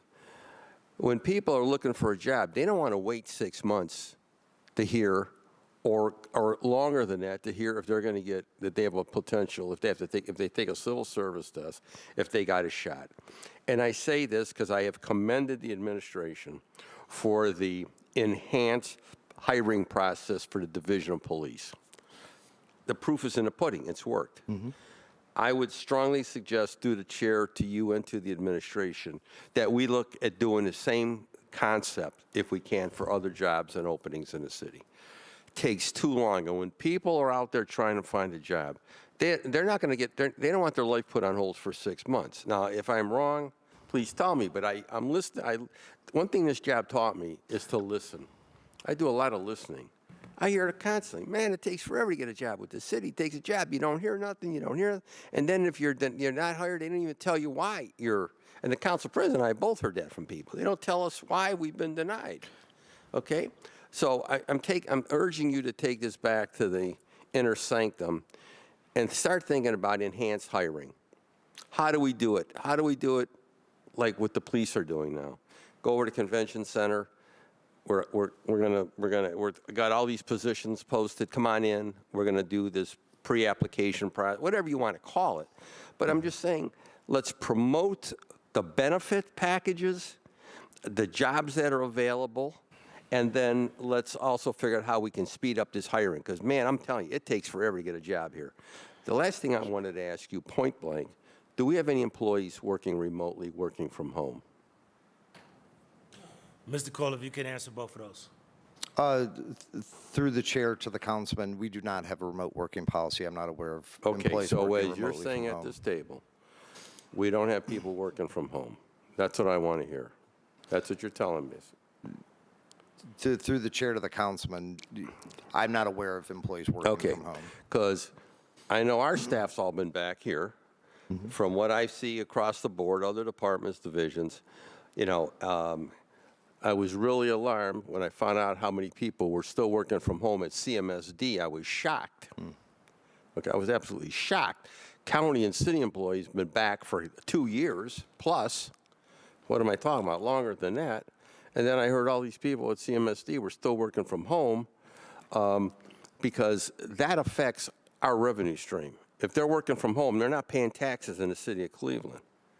And I want to make sure that everybody that's employed for the city of Cleveland, they're coming to work. They're coming to work. I come to work every day. And to me, and I want to stress that. I want to make sure you're telling us at the table everyone's back to work. I'm glad to hear that. I commend the administration. I commend you for doing that. I wish some other government agencies were doing the our semi-government agencies doing the same thing. But if we're going to get some of our neighborhoods, and especially downtown, back in gear, we got to keep people coming. We got to have people working downtown. We got to get them back here. So I'm glad to hear. I commend you for that. But please figure about, Mr. Chairman, how we can speed up this hiring process. Thank you, sir. Through the chair to the councilman, just a couple of quick notes related to your comments. So this past year, we did issue out what was called the Total Rewards Program, which we use in multiple ways, but including in recruiting, which actually clearly shows the benefits of working for the city of Cleveland. It includes all of those items that you had mentioned and more. In there is also a side-by-side comparative listing of what the benefits and rewards are for working for the city of Cleveland versus working in the private sector. So we actually already do that. And our recruiting is very abundant and robust, both from the HR department as well as civil service. We have multiple hiring fairs that are concentrated on various departments, various types of employment all through the year. Our team does a great job with that. Is related to the time frame. I know that there's a lot of discussion around the time to hire, and we have reduced it substantially. But 6 months isn't really the time to hire. Actually, the last reading that we have is 80 days. Okay, glad to hear is that. the average. So we've brought it down substantially over the last few months.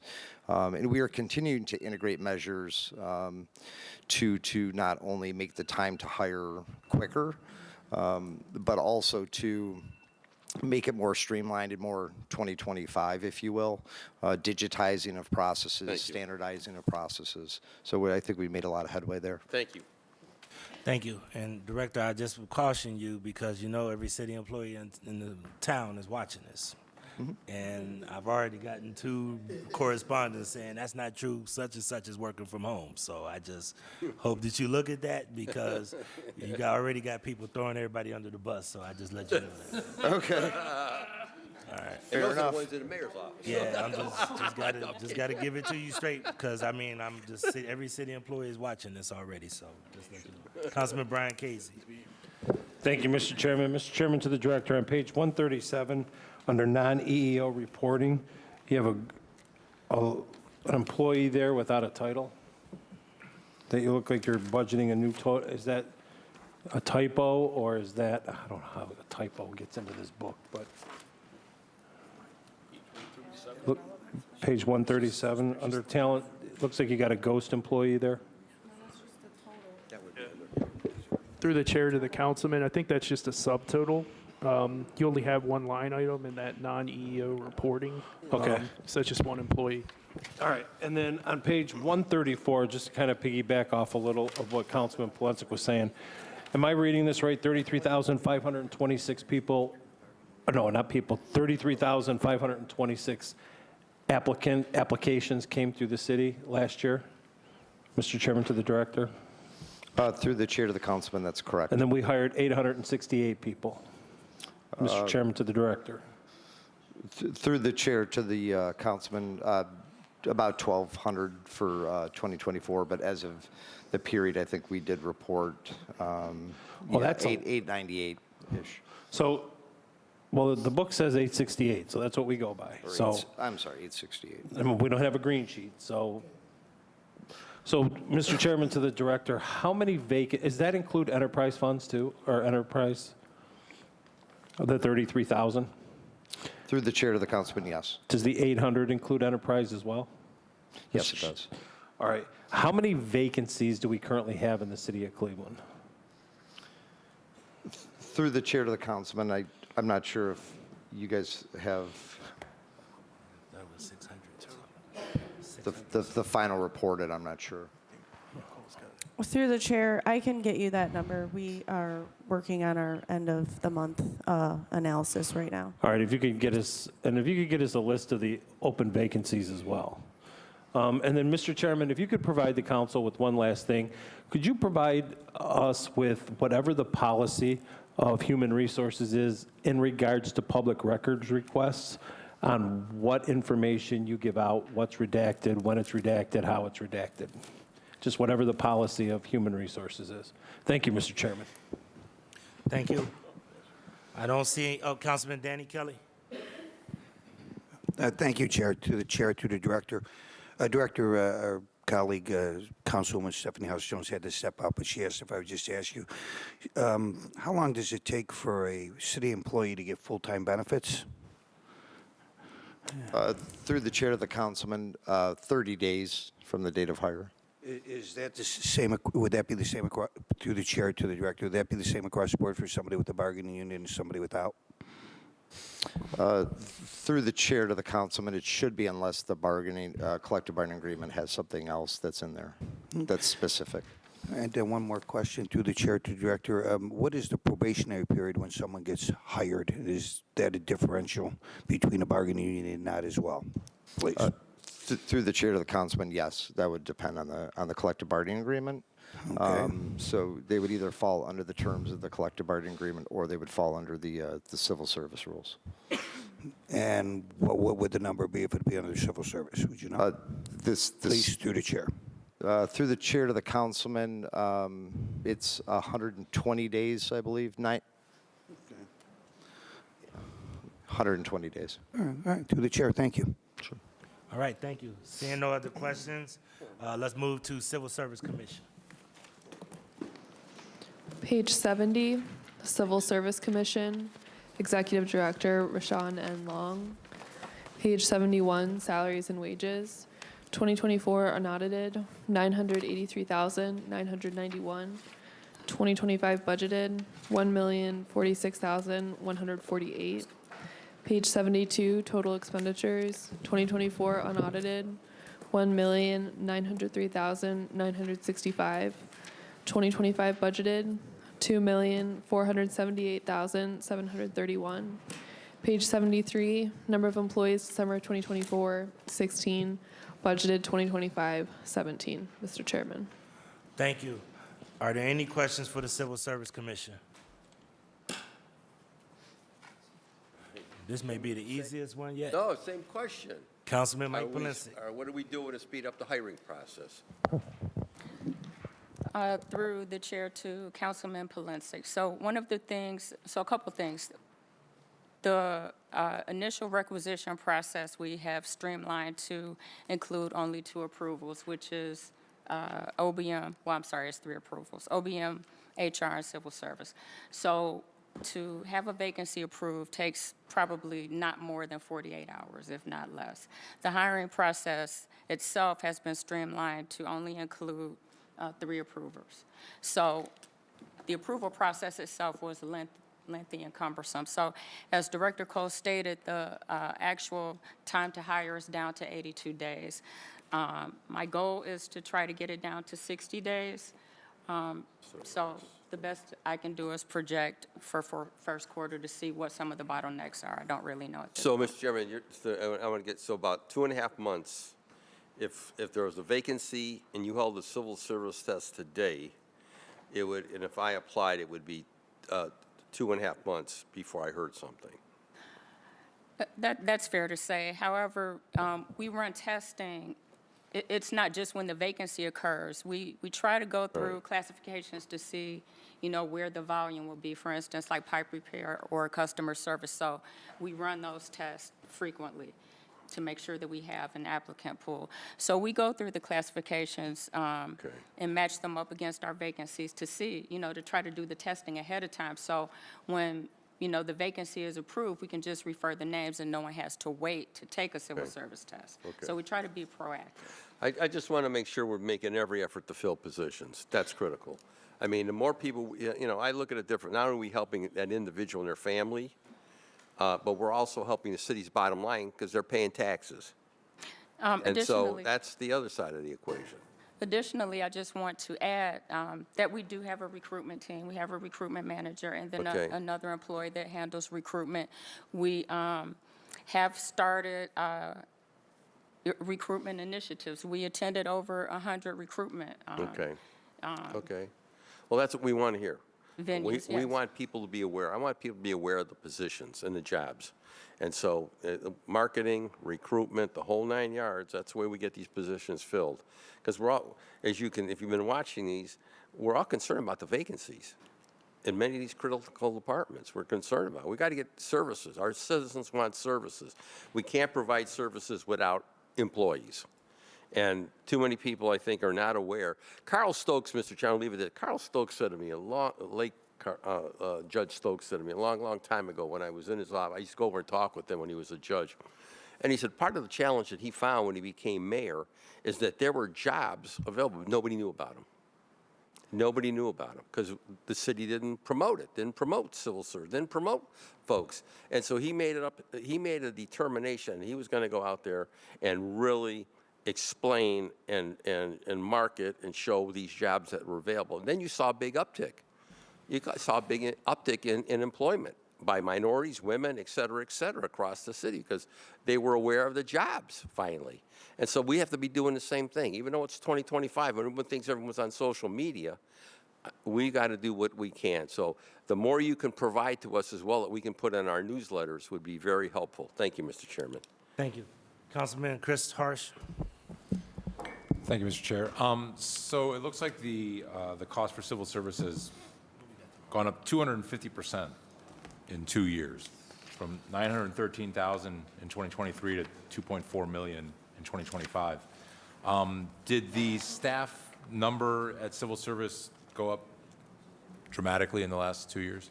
Through the chair to Councilman Harsh, yes, we are fully staffed. I think historically, there probably were only, I don't know, less than 5 employees in civil service, so we are fully staffed at this point. So we have 12 full-time employees and then the board members. Okay. The 5 board members. There's also, through the chair, a $400,000 increase in the professional services.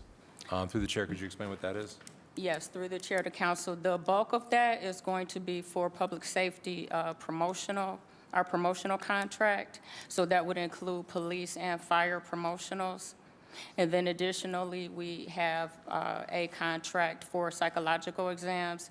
And then we have a contract through National Testing Network for their vouchers for the patrol officer testing. Okay, through the chair, is that psychological exam new? A No. new cost? Through the chair, no, it is not. It was included in previous years? Yes, it was. Okay. So that wouldn't be the 400,000. It's mostly the 400,000 increase is for promotional? Yes, so the fire promotional that we just administered was at $350,000. So the projection will be close to probably $400,000 because police and fire will be captured under that contract. Okay. I would also echo that we need to get people in here. We've got a lot of open positions in the city and like to see them filled. And thank you, Mr. Chair. Thank you. Seeing no other questions, thank you, Civil Service. We're going to reconvene tomorrow promptly at 9 a.m. We have Department of Building and Housing, Department of Finance, non-departmental expenses, and restricted income tax. Please be here at 9 o'clock sharp. We do have council meeting tonight at 7 o'clock. Council meeting tonight at 7 o'clock this evening. So please be prompt at 7 o'clock. Thank you. This committee is adjourned till tomorrow morning.